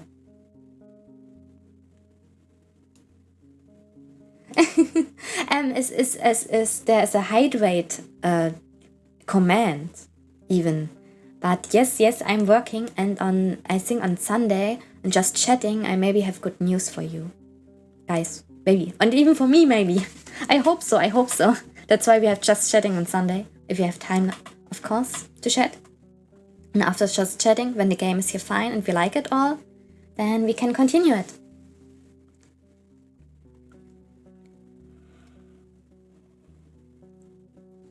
I go to the main square. In every village, the main square is the fanciest area, meant to charm the travelers, yet this way more than you expect. The houses are as big as Hovlavan, and the paved ground look a lot of work and materials. The walls, now charred and riddled with holes, are made of an expensive coated wattle. The tiles for the roofs also had to be brought here from a different settlement. You peek inside the 3 smaller buildings, the rotting remains of their former splendor. The birds living in dozens of nests respond to your arrival with quite a commotion. You don't find even a single dragon bone, nor a tool or a piece of furniture left unbroken or unrotten. You're surrounded by bad smells, dirt, animal droppings, and garbage. The well also stinks. It has no bucket, but you'd be afraid to use it anyway. Who knows how many birds have relieved themselves inside, or how many old rats have found their death while climbing up the walls. Suddenly you hear some sounds coming from the largest building. Stomach makes you start a painful groan. Should check it out. I prepare my... We check it out. Step cautiously toward the stand of urine and sweat. The flickering candlelight shows you broken furniture, yet no sign of burnt wood. You consider pulling the other door when a masculine voice proves that your presence is not unnoticed. I didn't want it to come to this, but stay where you are. Whatever you put inside, be it a shoe, a hand, or a damn sinker, it get a bolt. Distance. New road warden, let's talk. Short pause. Well, we can talk, but how is it that you choose this place to visit from all that there are? He goes on before you respond. It may be you're telling the truth, so let's say this. My little ballista here and all pulled and ready, but you won't do anything stupid, right? No running, no jumping around, show your hands. The man's voice lacks confidence, and his accent is tricky for you. He could be from the distant south, but as long as you don't speak too quickly, you understand one another. You don't hear any other movements, breathing voices. You lean your axe against the door frame and make sure that your knife is well hidden, or walk inside. The dense smell of urine hits you with full force, while the tools and utensils are hard to distinguish from the rubbish. The road to upper floor is blocked by the collapsed roof and loose wooden beams. There are scraps of rusting iron and steel on the ground detached from no destroyed barrels. The scavenger is sitting on a blanket in front of the tent, pointing at the floor with his loaded crossbow. Not a short man, though. A bit skinny, he's tanned, dark-haired, and has seen his share of struggles. There are long claw scars on his left cheek, and another one that would divide his eyebrows in half if it hadn't been consumed by a fire, just like the rest of his forehead. His clothes are untainted by vanity. He's barefoot in a dirty lined shirt with rolled up sleeves and a simple pants that use a cord for belt. His long beard and hair are untrimmed and tangled. I sit on the stairs with raised hands. I'm not a threat. I stand near the door, watching his weapon. I'm prepared. I'm not a threat. Wipe the dust off the steps, but before you sit down, you hear the man noise voice. Now don't get too homey. It's the only place here. That's not just ashes and debris, and I'm not sharing it. You better wait ahead, or they pilled up whatever hasn't rotten. The candlelights are dancing on his burnt face and arms. He moves his crossbow just enough to make sure he won't shoot you by accident. I saw your horse. Maybe you could help me, What are you looking for in this place? You don't sound like you're from the north. I need to get to North Peninsula. I'm going to patrol this. I'm short. Dragon bones. I want to see if there's anything left behind. Looking for another road warden, a man known as Otherworld. Hey, I've never met him. You'll surely heard his name many times. He vanished long before I got to the coast. At first people were asking about him, now they think he's dead. Listen. He scratched his thigh nervously. I'm hungry, so damn hungry. I can't hunt for fish with all the ape men around. Can you share anything, Worldstar? I may be drifter, but I wouldn't beg you if I haven't lost my bags on the road. You have a few prunes, a sausage, and some nuts should be enough. Take the cereals and crackers for some water you have a cool. I am sorry I don't have... Should we help him? Yes, I think we should help him. Maybe he's useful later on. Maybe. Still hope so he would be useful later on.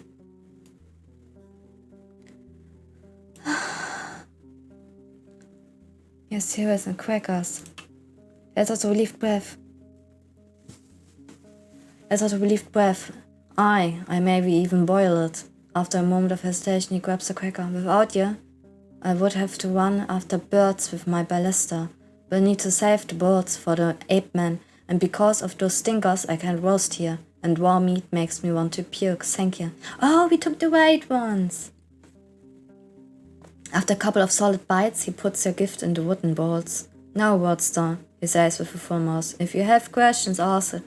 I say a lot to make you get me out of here.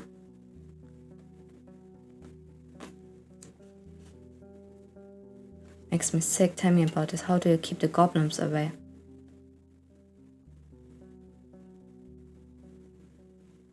Tell me about yourself. He gives a sullen glance. What for? I have no legacy to keep alive and tales.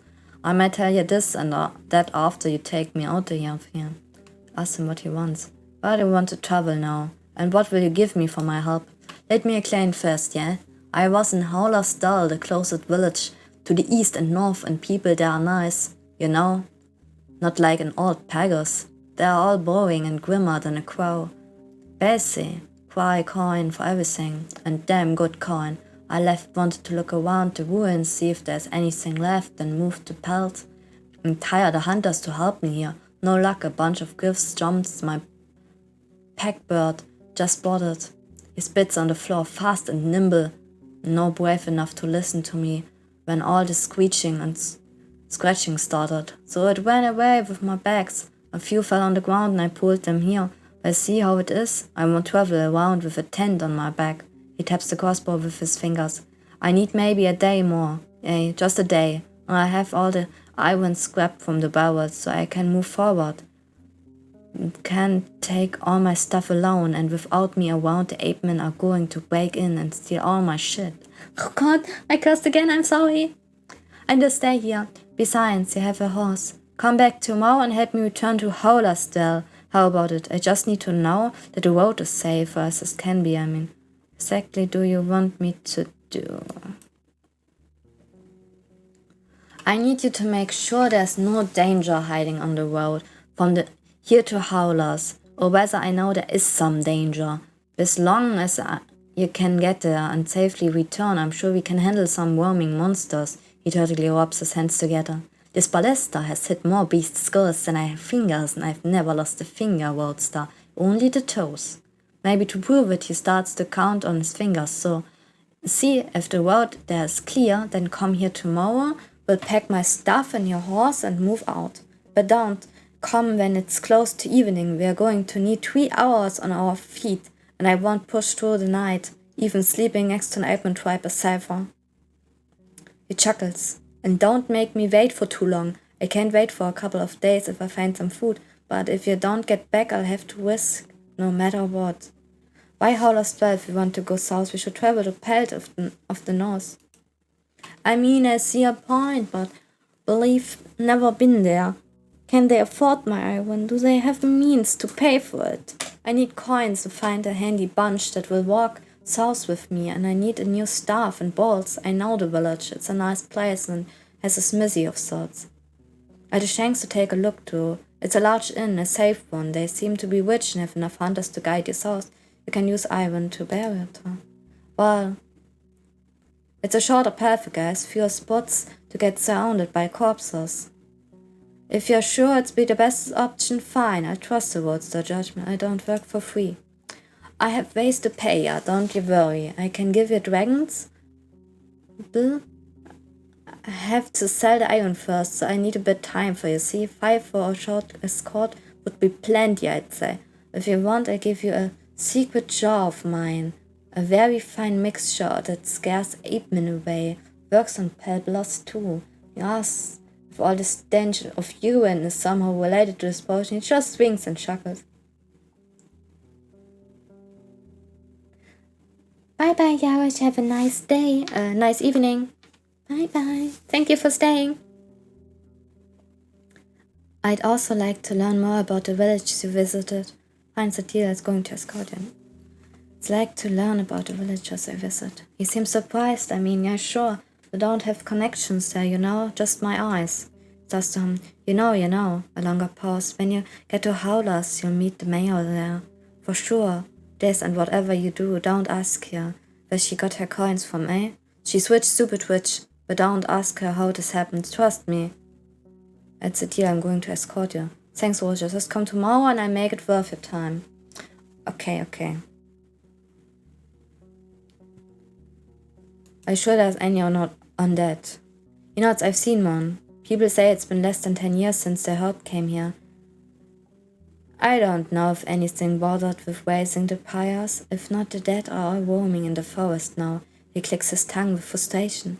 It may be there's a worker somewhere, under the debris, waiting to break through the dragon in an egg.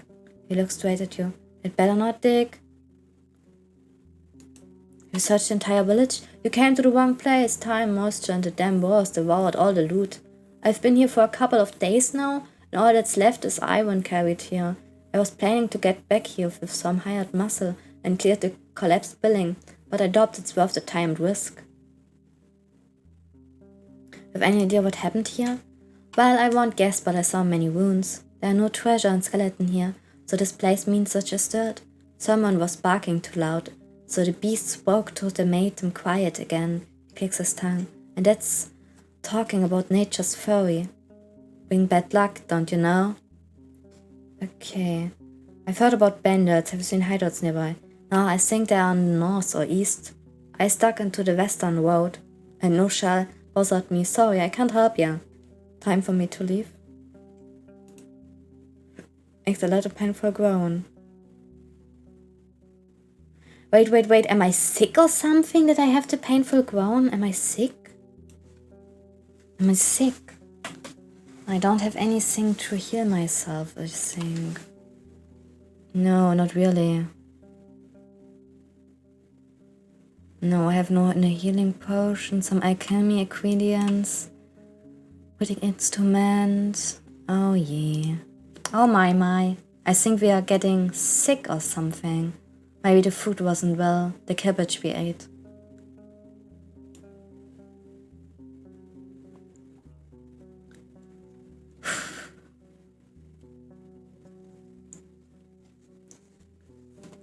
Not east past of the village. The debris was partly moved outside of the destroyed houses, but you find nothing of value. The table cupboard shelves and bits and pieces were carefully ransacked. The widely growing vegetables and herbs are the only remnants of the abandoned gardens. You spot fresh human footprints at the entrance of the latrine, most of which led and from the center of it. You notice a set of simple tools leaned against a pile of rubble. A wooden spade and a shovel, a pointed stick, a hoe with a bonehead, and a stone axe. All of them are too old and too awkward to bother with transporting them around, but you know where to find them if you need them in the future. Good to know. The closer you are to the village and the longer you stay around, the sicker you feel. The taste of gastric juices hits your mouth. Your forehead hurts and you start to stumble, and you're worried by the sight. Wait. Is this village somehow cursed or so? Did I get sick? It's not that I would eaten because, oh my goodness, we're getting sick. That's the problem. We're sick. Leaning from the mount, you go outside, keep your mouth shut. After a few minutes, your eyes gets clearer. It may be better to leave or at least to stay away from the village for the rest of the day. Stop and touch your aching stomach. Where do you want to go? Southwest of the fields. You're surrounded by what looks like a field, plowed in late autumn. Disturbed by hundreds of rains and snowfalls, there are a few clumps of grass and weed, but a place like this one, abandoned for years, should already have turned itself into greenly. A barren field? Maybe it was overused, but you would still expect weeds to sprout. A curse? The path leading west from here ends at the edge of the field, shifting into a meadow, then a forest. In the north, you see a path leading around the palisade. Have a way to investigate. Pain in the stomach slows you down. Beautiful.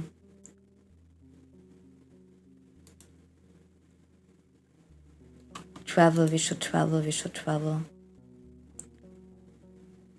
So we can go normal this path. We should go back.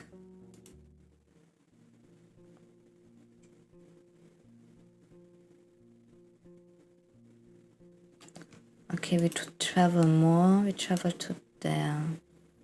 The curvy road is overgrown and its swim has chance, but more often forced to jump over larger branches blocking the Dark forest, where direct something jumps at me. Oh, I did go to the dragon's forest. Maybe my kind is nice to me.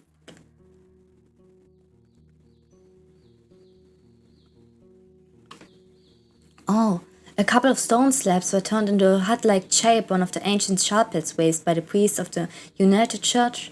In the death of a few soldiers and even fewer shelters, the dormants proved to be especially durable to the conditions they offered were harsh. The entrance is barely wide enough to let you walk inside. It was meant to keep larger beasts away, including our pathway. You can spend the night here. You dismount and look around. Enter the chapel. The beams of light get through the gaps between the rocks, but you can hardly see anything. A torch would fill the place with smoke, but a candle will suffice.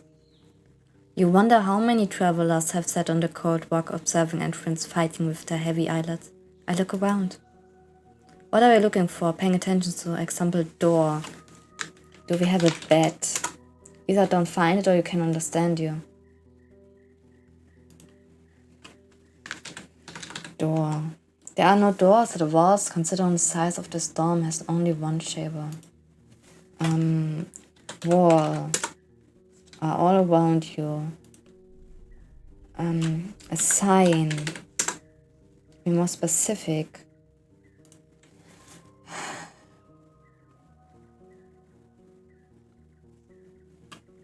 What could we look for in this place? It's religious. It's a religious and sacred place. I don't know.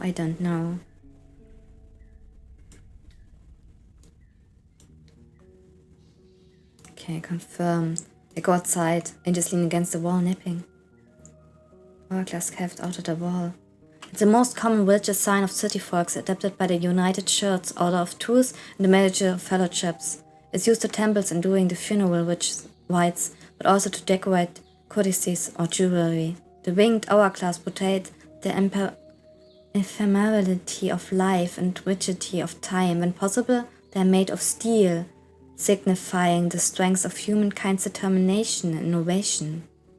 I feel disgusted seeing the cursed symbol. I should defile it. I don't want the locals to get upset at me for destroying the sacred sign. I step away. And it is playfully poking nearby bushes with its nose, ready for a further journey. I travel. Should go back. Yes. I go to Toya's camp and nest there. The pyre is no more. The stench barely lingers. The soldiers are preparing bowls of food. Toya welcomes you with a smile. Everything alright? I have more questions. How can I help you? Do you ever enter the road leading to the heart of the woods? Oh, we were advised not to. Have you seen the huge gate in the west? Made of rocks, very tall? We've met a guard there named Quinton, maybe? A kind soul, but a bit of slow. He almost begged us not to enter the woods, so we took the longer road. That's where all the settlements are anyway. Their companionships, and we didn't miss much. I see. His smile is gentle. You have any idea about what happened to the ruined village in the west? Nah, there were goblins around the walls. So we never went there, but I was told the wrath of the Hells crushed it. Maybe 10 years ago. Their companions agreed with a nod. If there are any survivors, they are surely gone by now. Maybe they moved to another settlement or left for Peninsula. Or they're caught by bandits. Have you encountered the bandits from the north? She has also sigh. So there are other bandits in the woods after all. Her companion hits his forehead with his palm. This peninsula really hates us. We can't make a dent in its shell. Julia puts a hand on his shoulder, then look back at you. Thanks for telling us, Ward Warden. If I survive long enough to report to someone, I'll be sure to mention it. Good idea. How can I help you? Think. Approach the barrel of water.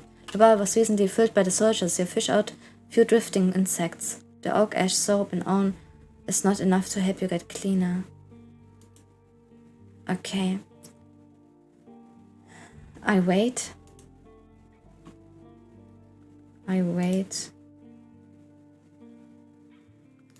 Longer. I wait for evening. Getting late, better a safe place to sleep. I sleep here. Sleeping on the ground, you better want too much of bed. Except from your warm wind. Sleeping here will be severely uncomfortable. No thank you. Coach Julia, thanks. I have to sleep here. But I was hoping that I maybe have a bed or a tent again, or I could help them out with the watchtower.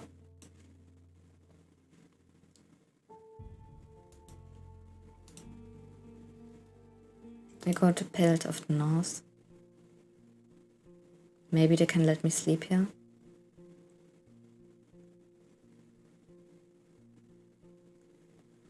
I get off my horse and enter the guard.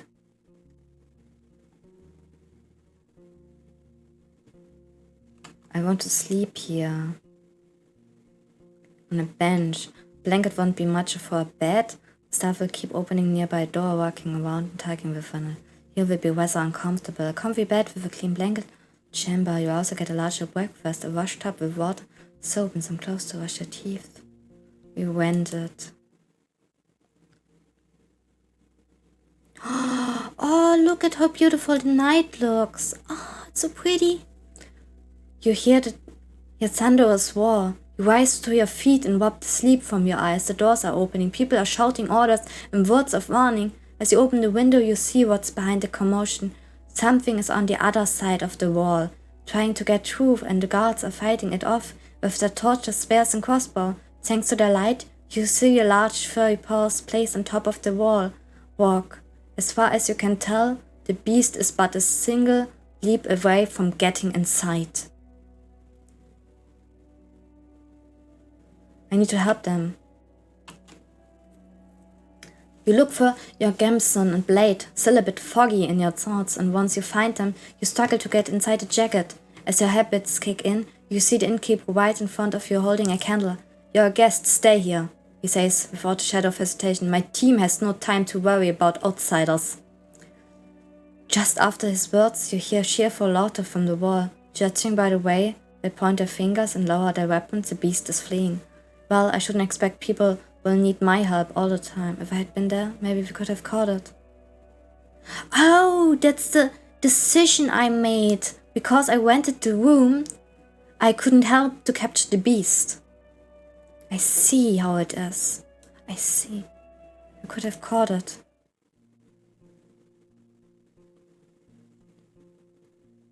The small room is quiet and far away from unwanted eyes. You take a calm bath, rest on a soft mattress, look through the window and enjoy the minute of safety. The morning you find a stool with a large wooden plate, bearing a aromatic breakfast, a warm mutton stew and a cold yogurt. Downstairs the innkeeper is putting firewood into the stove. He asks if you need anything. Any leftovers? Not today. No, maybe tomorrow. That's all I need. I go outside, thank you. Angel is napping. At this hour, the armorer's workshop is closed. Oh, I see. Okay. I have to travel, I believe. I travel to the ruins.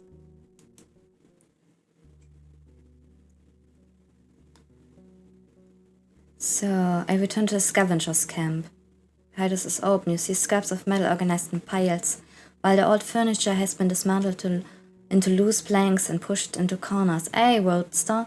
The man looks tired and his beard is sticky, but he smiles at you. If you're ready, I'll start packing in the tent. If you don't want to wait, start putting the iron in your mount. It will be quicker. Just say a word, we can leave. I'm to head for Pelt to the north. This village makes me sick. Me too. In the guts and the sinker. Gets easier with time. If you're patient, must be the air, the smell of death and ailment piss. He pats his stomach while laughing. Oh, I can wait with him here longer if I bring him food regularly. I see. I brought you some food. Time to head for Pelt of the North. The scavenger keeps asking you to watch out for the beasts and warps, the sharpest scraps of iron in escape. Folding the tent and putting it on your horse takes a while, and neither of you can sit down on the large pile of sacks and bundles. There's a long walk ahead. But for Angel it won't be much of a burden. Once you clear the room, you walk away. You hear only the birds and horseshoes. Then after a couple of moments, the man starts to whisper, "Faster, eh? The apes are looking at us." Don't see any proof of that. Nothing we can do about it. Lead us to the southern gates. Thank you for the follow from. Let me look who this is. Till Sentinel. Thank you so much from the bottom of my heart. Thank you. And welcome to the Dragon Cafe. So, let me look. You move forward, slowed down by having to secure the bundles on Angel's back and carry your own bags. After half an hour, the man asks for a break. Even though you shared your food with him, he is not fully recovered from days of hunger. But the farther away you get from the ruins, the more cheerful and talkative he gets, mostly speaking about what he needs to buy and how much he hated the damn place. Then the beast shows up. I prepare my axe. Oh my, it's battle time!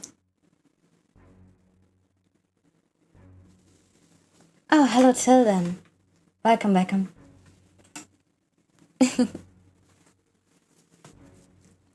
Oh my goodness, it's the first battle we encounter. We have to be ready. A loud bunch of griffins blocks the road near the pond for you. Their colorful furs and feathers don't look much different than the pack you faced in the valley days ago. There's still some distance between you and them, but it could be crossed in less than a minute.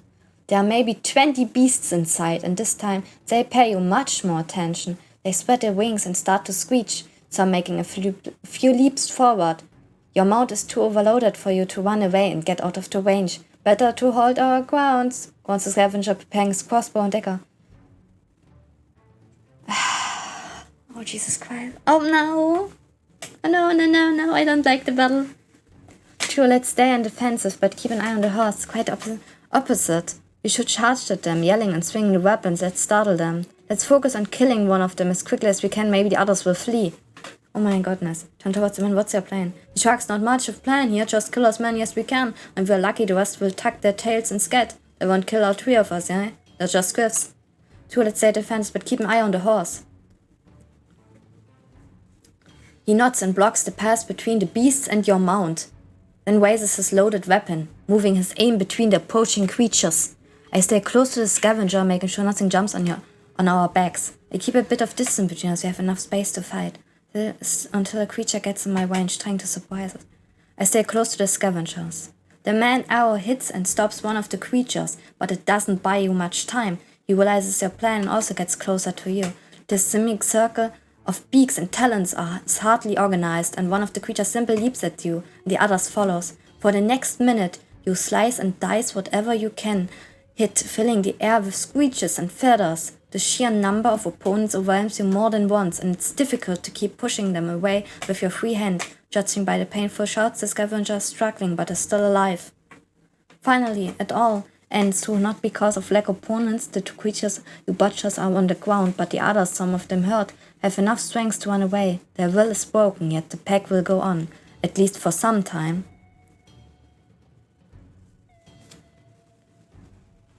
Your fine gamson keeps you in one piece, and still decent shape.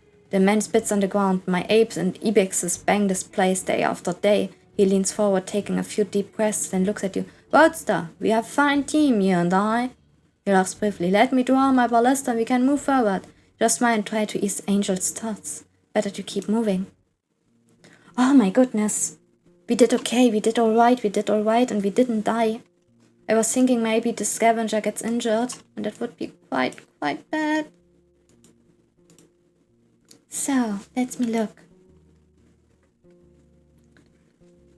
The man's sleeves and stomachs are soaked with blood, but tells you to ignore it once you get close to part. He whistles enthusiastically. You weren't kidding, eh? What a fortress. The guards open the gate. They carve the scavenger's bundles, which Angel's welcomes with a nicker. The man introduced himself quickly and asked to be brought some water from the well. Thank you, Roadster. I need to ask the innkeeper if he has any soap. I'm not going to chop off my damn arm. He clicks with his tongue. Well, like I told you, if you want a coin, you have to come back tomorrow when my pouch gets heavier. Well, I can and would prefer to give you the potion that repels apemen instead. It's useful, but not as much as the sauce as it's here in the woods. I'll be here tomorrow or later. Don't leave before you pay me. 5 dragon bones. Don't worry, if anything, I can always leave them to the innkeeper. I'll be here for at least a couple of days to find me around. After all my recent camping, I'm going to spend a few hours kissing this nice, strong waltz. He starts to laugh and walks away, waving goodbye. I enter the inn. Because we had the good armor, we could survive, and the griffins didn't touch us too much. Some of the windows are open, revealing the dust dancing in the sunbeams. The innkeeper is standing behind the counter, preparing a set of mugs. The scavengers nearby tugging quietly to the innkeeper. We go to the innkeeper. I take another look at the main hall. Some of the windows... I see. Okay, I go and travel. Can we now go further than this? Or should we just go... I think the only way we can go is this way. Is to the right side, I believe. That should be the right way. Oh my goodness. Because we cannot go any further here. We look there. Oh no, we got gone in another battle. No, I'm a scholar, not a fighter.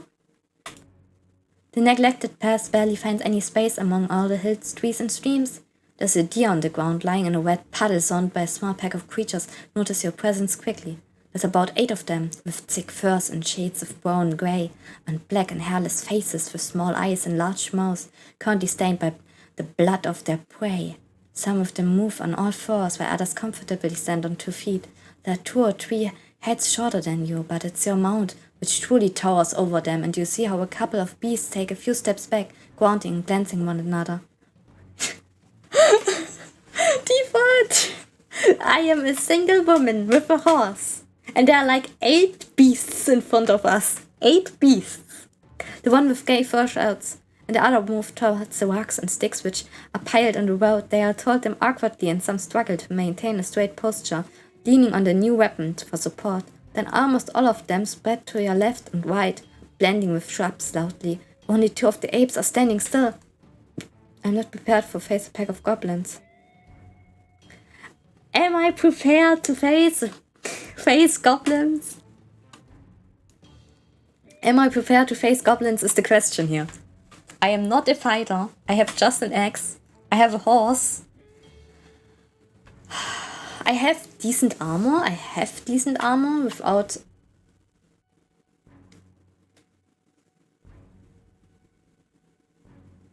Zeig ihm deinen ultra starken... Yes. I just roll my arms around like a windmill, so like choop. Then they're confused and don't attack. Okay, hold the reins tightly. Ada tries to turn around, but loyalty follows your direction. The goblin. I brought him some food, maybe leave me. Look behind me just to be sure they are not already there. Few sweating swings, focusing my attention on the beast that entered the forest. Look behind me. You see a surprised goblin which, as far as you can tell, was not a part of the group surrounding the carcass. It's holding a wooden spear, with a pointed stick long.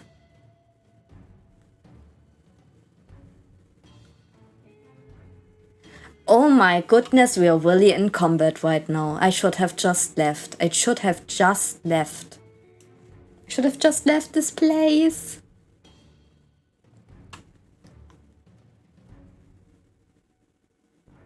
I grab the spear and pull it.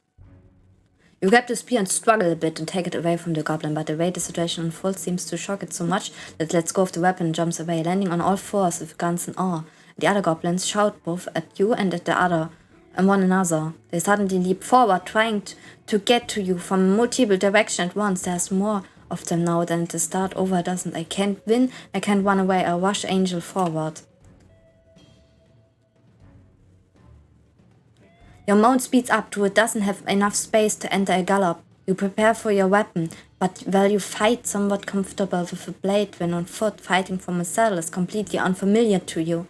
The younger goblin attempts to stop your horse, but the strike it receives sends into a nearby bush, screaming in pain. The grey one, however, manages to grab your boot and is now trying to keep up with your speed, making one long leap after another.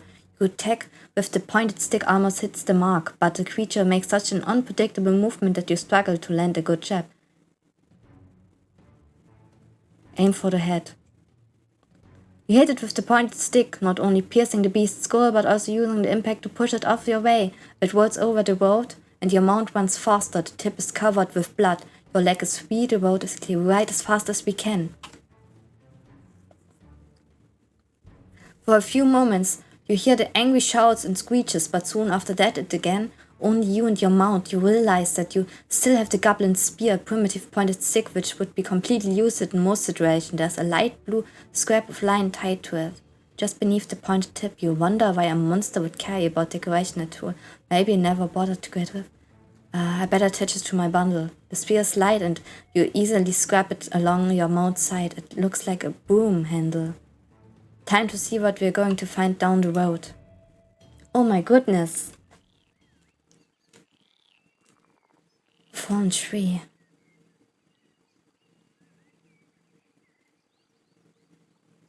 A round pine tree blocks the road for a wayfarer. Walking over the thin branches at the top is not much of an issue. Even Angelette on a rope could walk around the stump, but a large wagon wouldn't move onward in one piece, at least not without attaching the mules, unpacking all the wares and moving everything by hand. Cutting a tree into pieces would take hours even with proper tools, and you can't hope to move it with just the muscles that you and your mount have to offer. Thank you, Teapot. Have a nice day too and a nice evening. And pet your doggy for me. Yes? Make pet to it. Want to look around.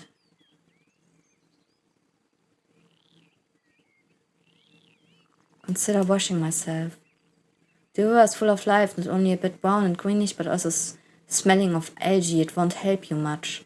The oak ash soap you own can help get cleaner. Step away. And a fish trap. You place bars on the ground, grab a bowl and start digging, looking a few larger worms. Abate the stick and push it inside the basket, looking it between the sides, then cover the entrance with the lid. Tying it together takes a few good moments, but will be easier later on. You tie the rope to a rock and push it into the river, far enough that it sinks entirely. Sinks. Who knows how long it will take before something large enough swims inside, so it would be better to not wait for too long, otherwise the prey may die of hunger. I want to look around. What do you want, I'm guessing? The surrounding area. You walk deep into the wilderness, searching through the shrubs and trees. You don't find any side paths, no remains of a camp or a hamlet. The first game trail you find has been used exclusively by animals. The tree. The leaves are not completely dry, and when you break one of the twigs, it still contains water. There are no signs of sickness that you can recognize. The termites and the other bugs still sparse. Beneath the trunk there is no blood nor abandoned limbs. The stump. You find any marks of maw or paws. The top is hip high and unnaturally smooth. You could comfortably sit down on it. The tracks. In trampled grass you find two sets of tracks to follow. There are no hoofprints. The first set is near the destroyed wagon. The wayfarer suddenly stopped. You can see where they made a sharp turn. The second trail is closer to the tree trunk. Most of the marks were left by flat sheep boots, not suitable for long walks, but someone was wearing hard white heels, distorting the ground. Proof trails the eastern wilderness, they stick the main road and load you north. They would have belonged to 2,000 people, maybe more. You follow them for a bit, but lose them once there are no more mud and tree needles to find. Okay, the wagon. The planks are still firm and there's no mustiness in the air. But the vehicle needs just a push to fall to pieces. Like a child's toy with nothing to keep the parts together, there are ways to construct a wagon with just wood, leather and fiber, but you find the marks of hinges, braces, nails and clamps, which are now all gone. The wheels are missing the steel rims. You find only one linen bag, empty and moist. You can't estimate how deep the tracks are. The ground was hard, though the cart's weight was a significant factor. I see. The river.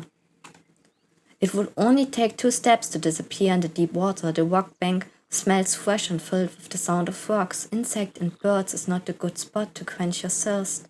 The beds of long kelp, pulled by the flow of the river, are crowded with fish and 4 legs, like creatures that you don't even recognize. You kick an eye out on the land, there are no carcasses inside, and no sign of shelter would be left nearby. The bushes. Found an arrow! You found an arrow! Maybe we have no crossbow, but we found an arrow. There are no berries left, only broken twigs, fallen leaves, and trampled grass. Notice a pointy arrow made by a human hand, with a head made of fawn and black-orange fletching. Those feathers originally belonged to one of the local peasants. We see no arrow marks around, not even the wagon. The western hill. The rocky wall isn't much of a challenge. The top hill is covered with short grass and sparse trees. You notice a couple of bushes with a good view of the road, just next to the remains of a campfire. Short pieces of wood, ash-bird bones, trampled grass, and a broken earthenware bottle. You follow the deepest track, leading the edge of the soft earth. Someone jumped down, or at least stopped stomping on the grass. The road. The road is already being overgrown, fading away, but it's in no worse shape than the other parts of the southeastern route. No alternate path has formed around the blockade. I think I know what happened here. Set up an ambush. I was broken by a monster, were broken by the wind. I cut down and set up an ambush. Why was the wagon abandoned? Oh my goodness, like here, a murder mystery here. To think about those things. Actually, I have second thoughts. Fallen tree. Okay, can we travel? No, we cannot travel right now. I think I know it.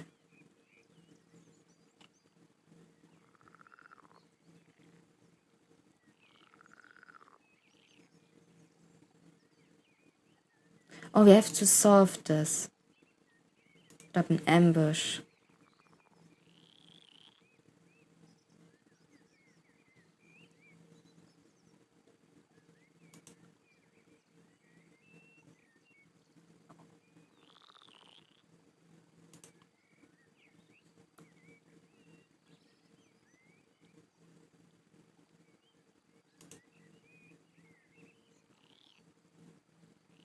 No. Okay. We have to look at the journal.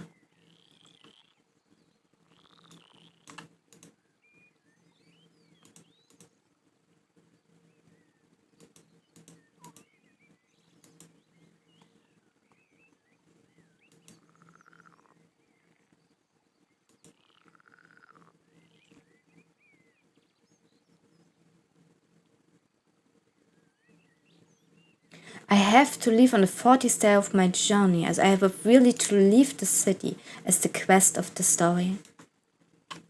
Worst of my work here, I could secure the roads by getting rid of any major threats and convince the tribes to negotiate with the officials. Told me about a large village, repeatedly uses necromancy. Oh my goodness. The fallen tree door. For the future trade roads. Return. Can we travel? Map weight setting. Road here is already being overgrown.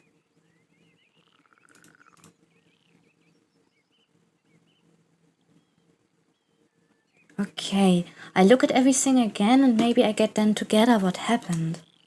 Where something had happened and we have to figure it out. The planks are still firm, there's no mustiness in the air, but the vehicle needs just a push to fall to pieces, like a child's toy with nothing to keep parts together. There are ways to construct a wagon with just wood, leather and fiber, but you find the marks of hinges, braces, nails and clamps, which are all now gone. The wheels are missing, the steel rims, you find only one line back. Empty and moist. You can estimate how deep the tracks are. The ground was hard. The cart weight wasn't a significant factor.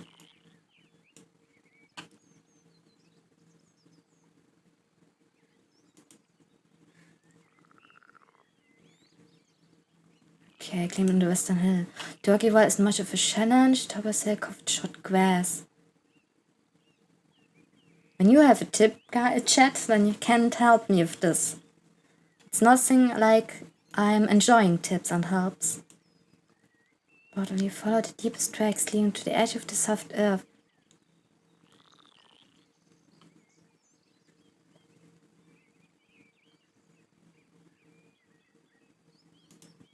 trampled grass. You find 2 sets of tracks to follow. There are no hoofprints. This is the destroyed wagon.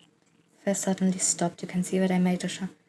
Close to the tree stump. Most of the marks were left by flat, cheap boots, not suitable for long walks, but someone was wearing hard white heels distorting the ground. Both trails avoid the eastern wilderness. They stick to the main road and lead you to the north. They would have belonged to 24 people, maybe more. Okay. I think I know what happened here. Cut down to set up broken by a monster, was broken by the wind. Set down by an inbush.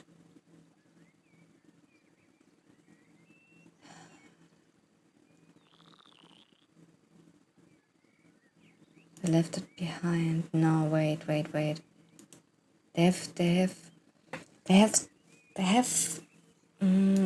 have taken from the wagon. They have taken all the valuables from the wagon.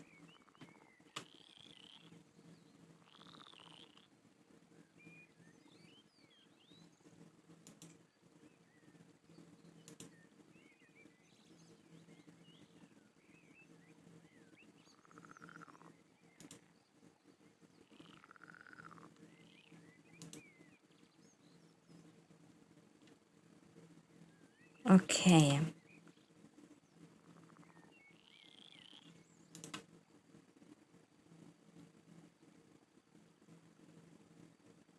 Behind.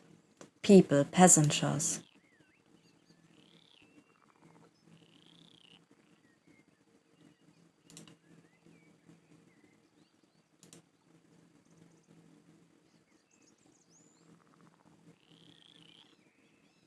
Okay. Travel.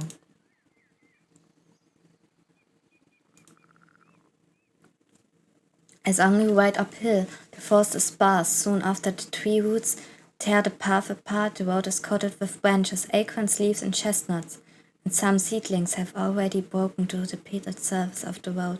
If left undisturbed for another year or 2, the forest will reclaim this place. Finally, right upward again, the plants are getting smaller, the road are more murky. A sigh of relief.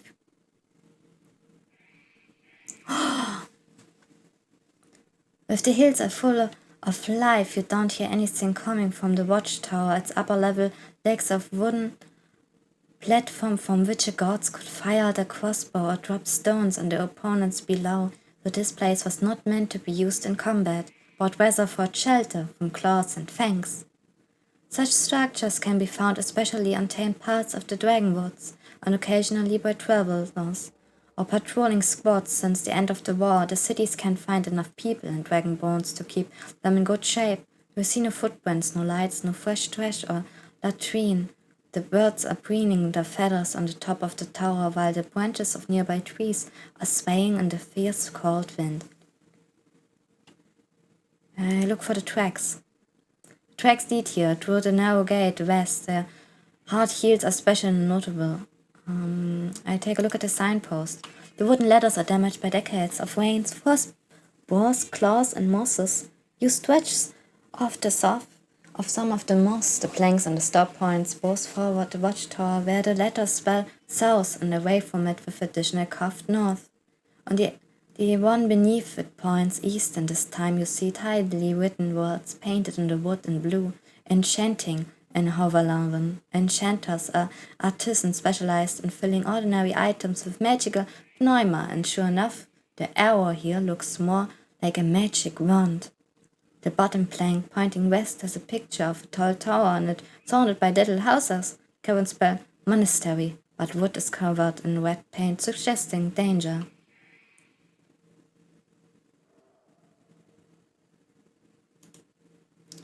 It must be a human-made corpse. Only the smallest of the spruces are out of order, born of wild seeds. The largest trees are as tall as the tower itself, which surely doesn't help those who were meant to observe the surroundings. There are also some stumps, most of which used to belong to young saplings.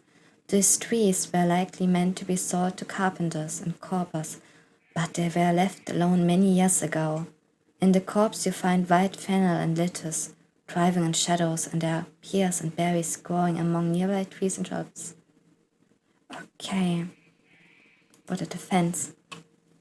So you see a shattered bowl, the remains of a meal from many years ago. However, the firewood and the lonely stool are not too old.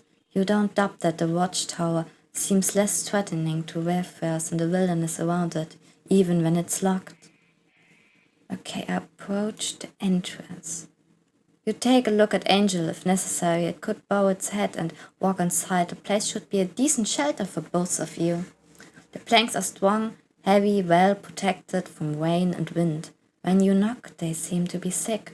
While the door shakes at your push, it won't open. Defensive structures usually have a looking bar on the inner side, but you also see a large keyhole. You walk around the tower, making sure there are no open windows or other entrances. It doesn't look like you can get into without destroying the door, and doing so is going to make potential entryway for wild creatures. Ah.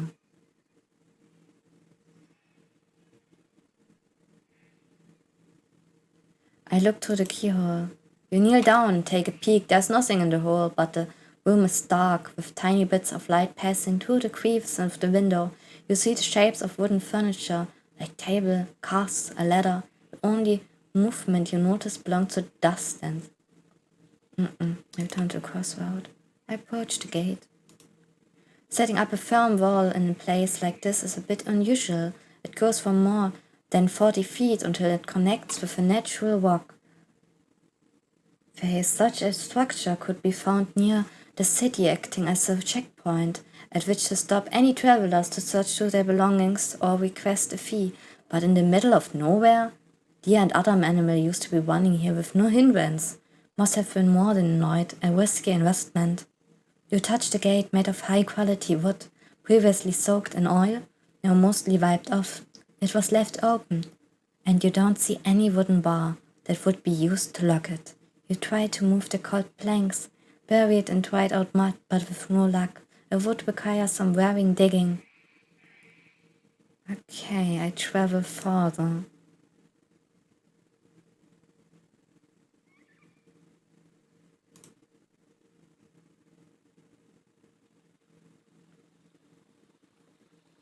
With no trees or cracks blocking the sun, the road is wide and inviting. The simple bridge is centuries old, bitten by time. It makes you think of a dome you saw south of here. The torrent here is deep and fast, with plenty of fish. The boat is destroyed beyond repair, rotten, falling to pieces, with holes in the floor and the side, overgrown with fungi and moss. The thick shrubs are covered with thorns. Small birds are jumping from the twig to another, pecking at the brown berries, knowing from the herbaria that the fruit are safe. You eat a few bittersweet ones as well.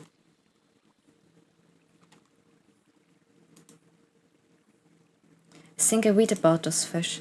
You see dozens of red and grey shells as you walk by the stay, close following your steps. According to the testimonies from a murder trial you've read about, they have long sharp teeth, eat flesh, and could scrape your skull clean in a minute or so. Wait, are those piranhas? And find something of use. After what feels like an eternity of searching around the boat, the banks and the shrubs, you sit down on the bridge to take a break, then realize you haven't actually looked beneath it. You kneel on the grass and look into the darkness. Among the cobwebs and bugs, you spot an old piece of fabric, pinned under a rock. You pull it out and find a rotting, torn pouch that contains a single dragon bone. You make sure you haven't missed the other ones in the dirt, but if they were existent, they have rolled down or sunk for good. You throw the pouch away and stand up. Angel peacefully chews the grass, enjoying the sun on its back, ready to take a nap. And in staying here, we move forward. Oh no, we get attacked.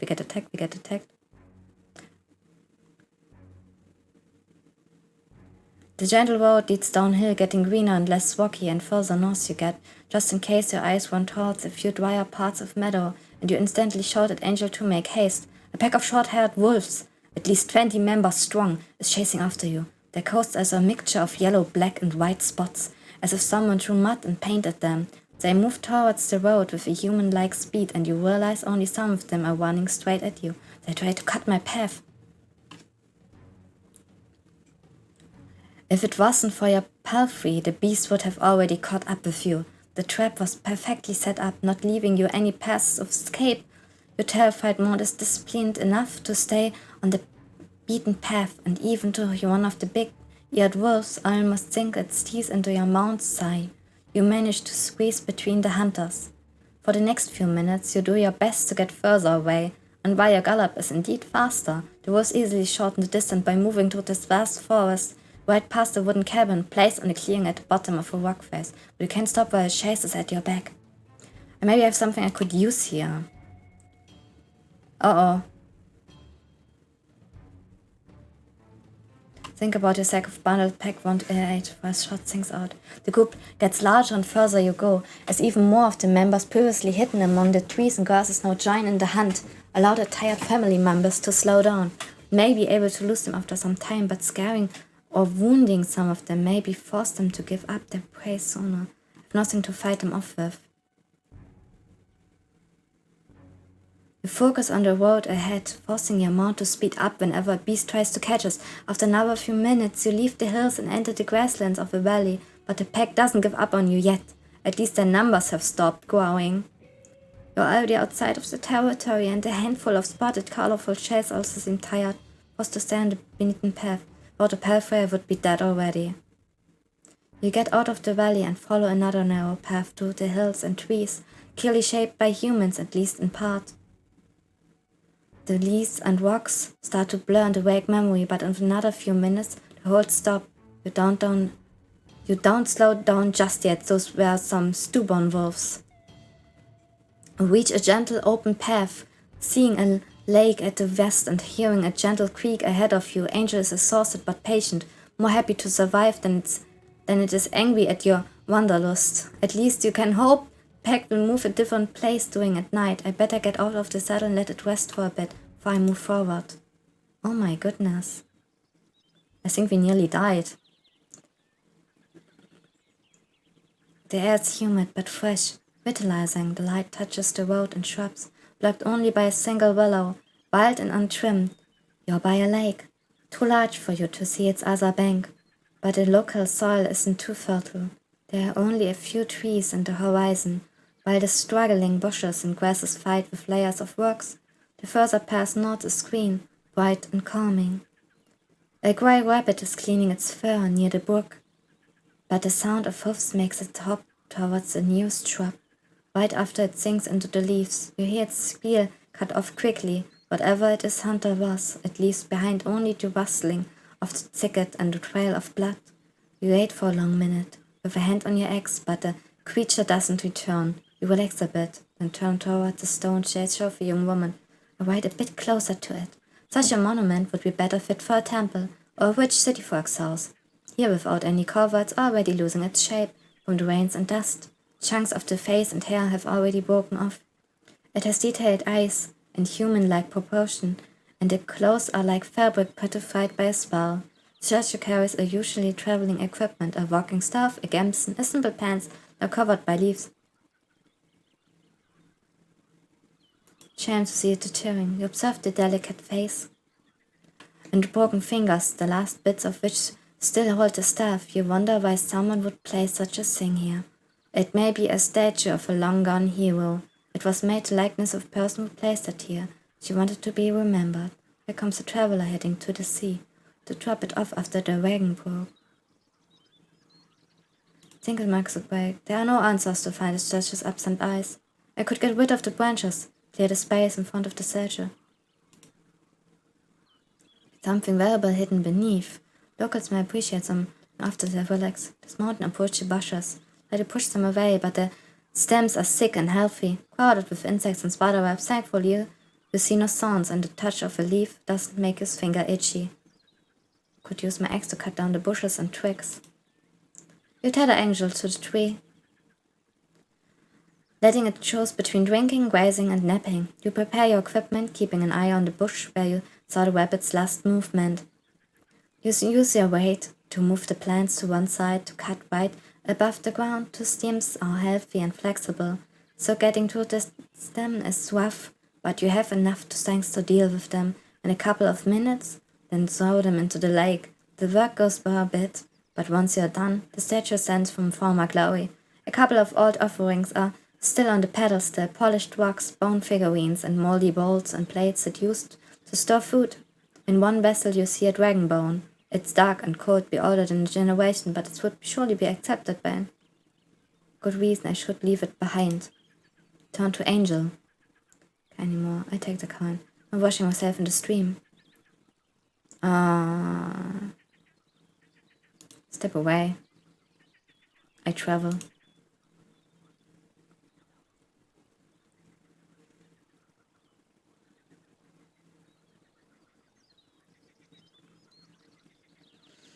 The problem is when we travel back, it's a long, long time. It's a long, long way and a long, long time to travel. We have to go forward.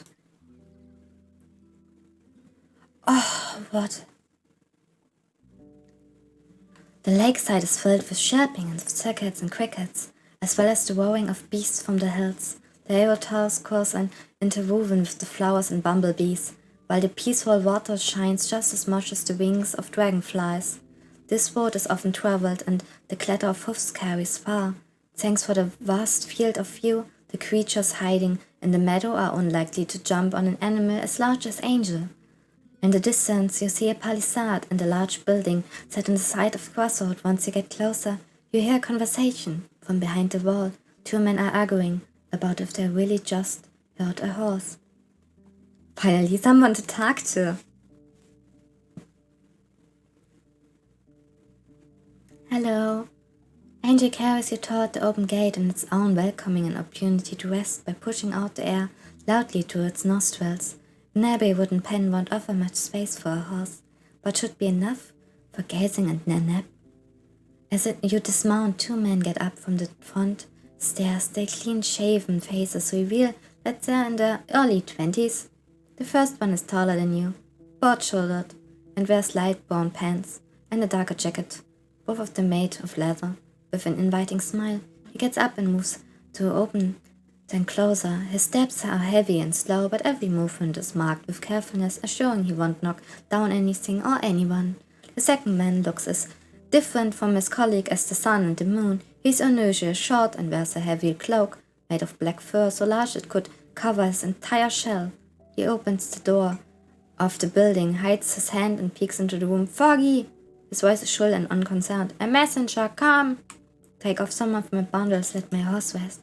The hanging barrel sways in the wind, marking a place as an inn or a tavern. The building resembles the merchant's house from Hovlavan, whitewashed and with oiled, elegant wooden beams. The forage walls are high enough to avoid floods and snow, but you have no doubt that a troll or even a pebbler could easily break through them.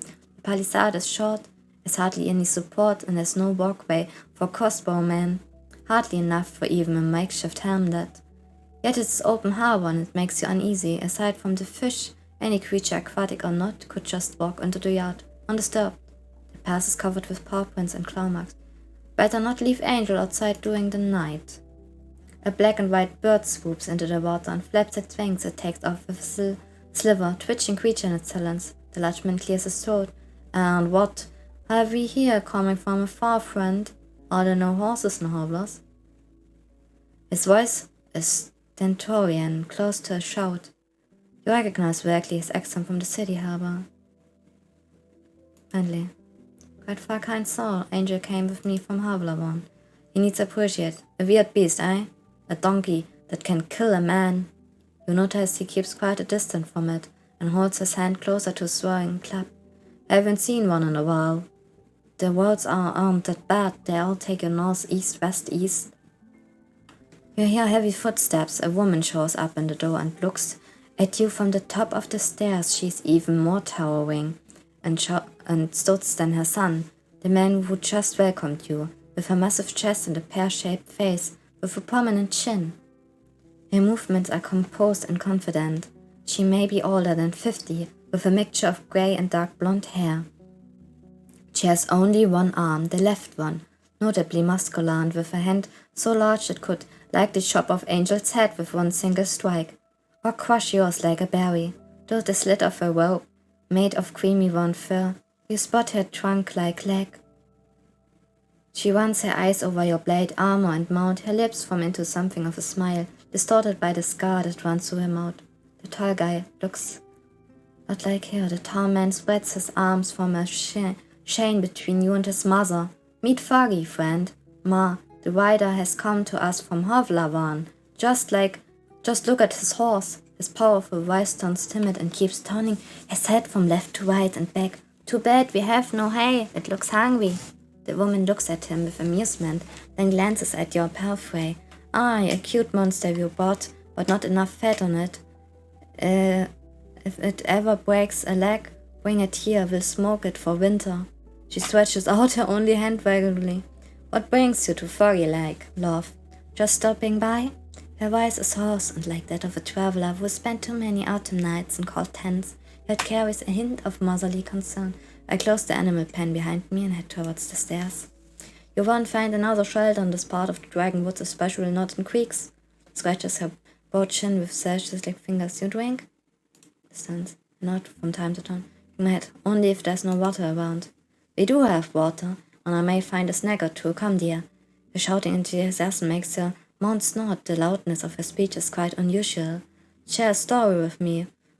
Without waiting for your response, she walks inside. The tall man takes a deep breath. Go ahead, we'll take care of your horse, and calls you with a gesture. And by that he means we won't do anything with it, he adds, the man in black fur. Whenever his screechy words follow the deep voice of his companions, he sounds like a brat. We are not feeding or washing beasts that we won't put in a steer, but we'll keep an eye on it.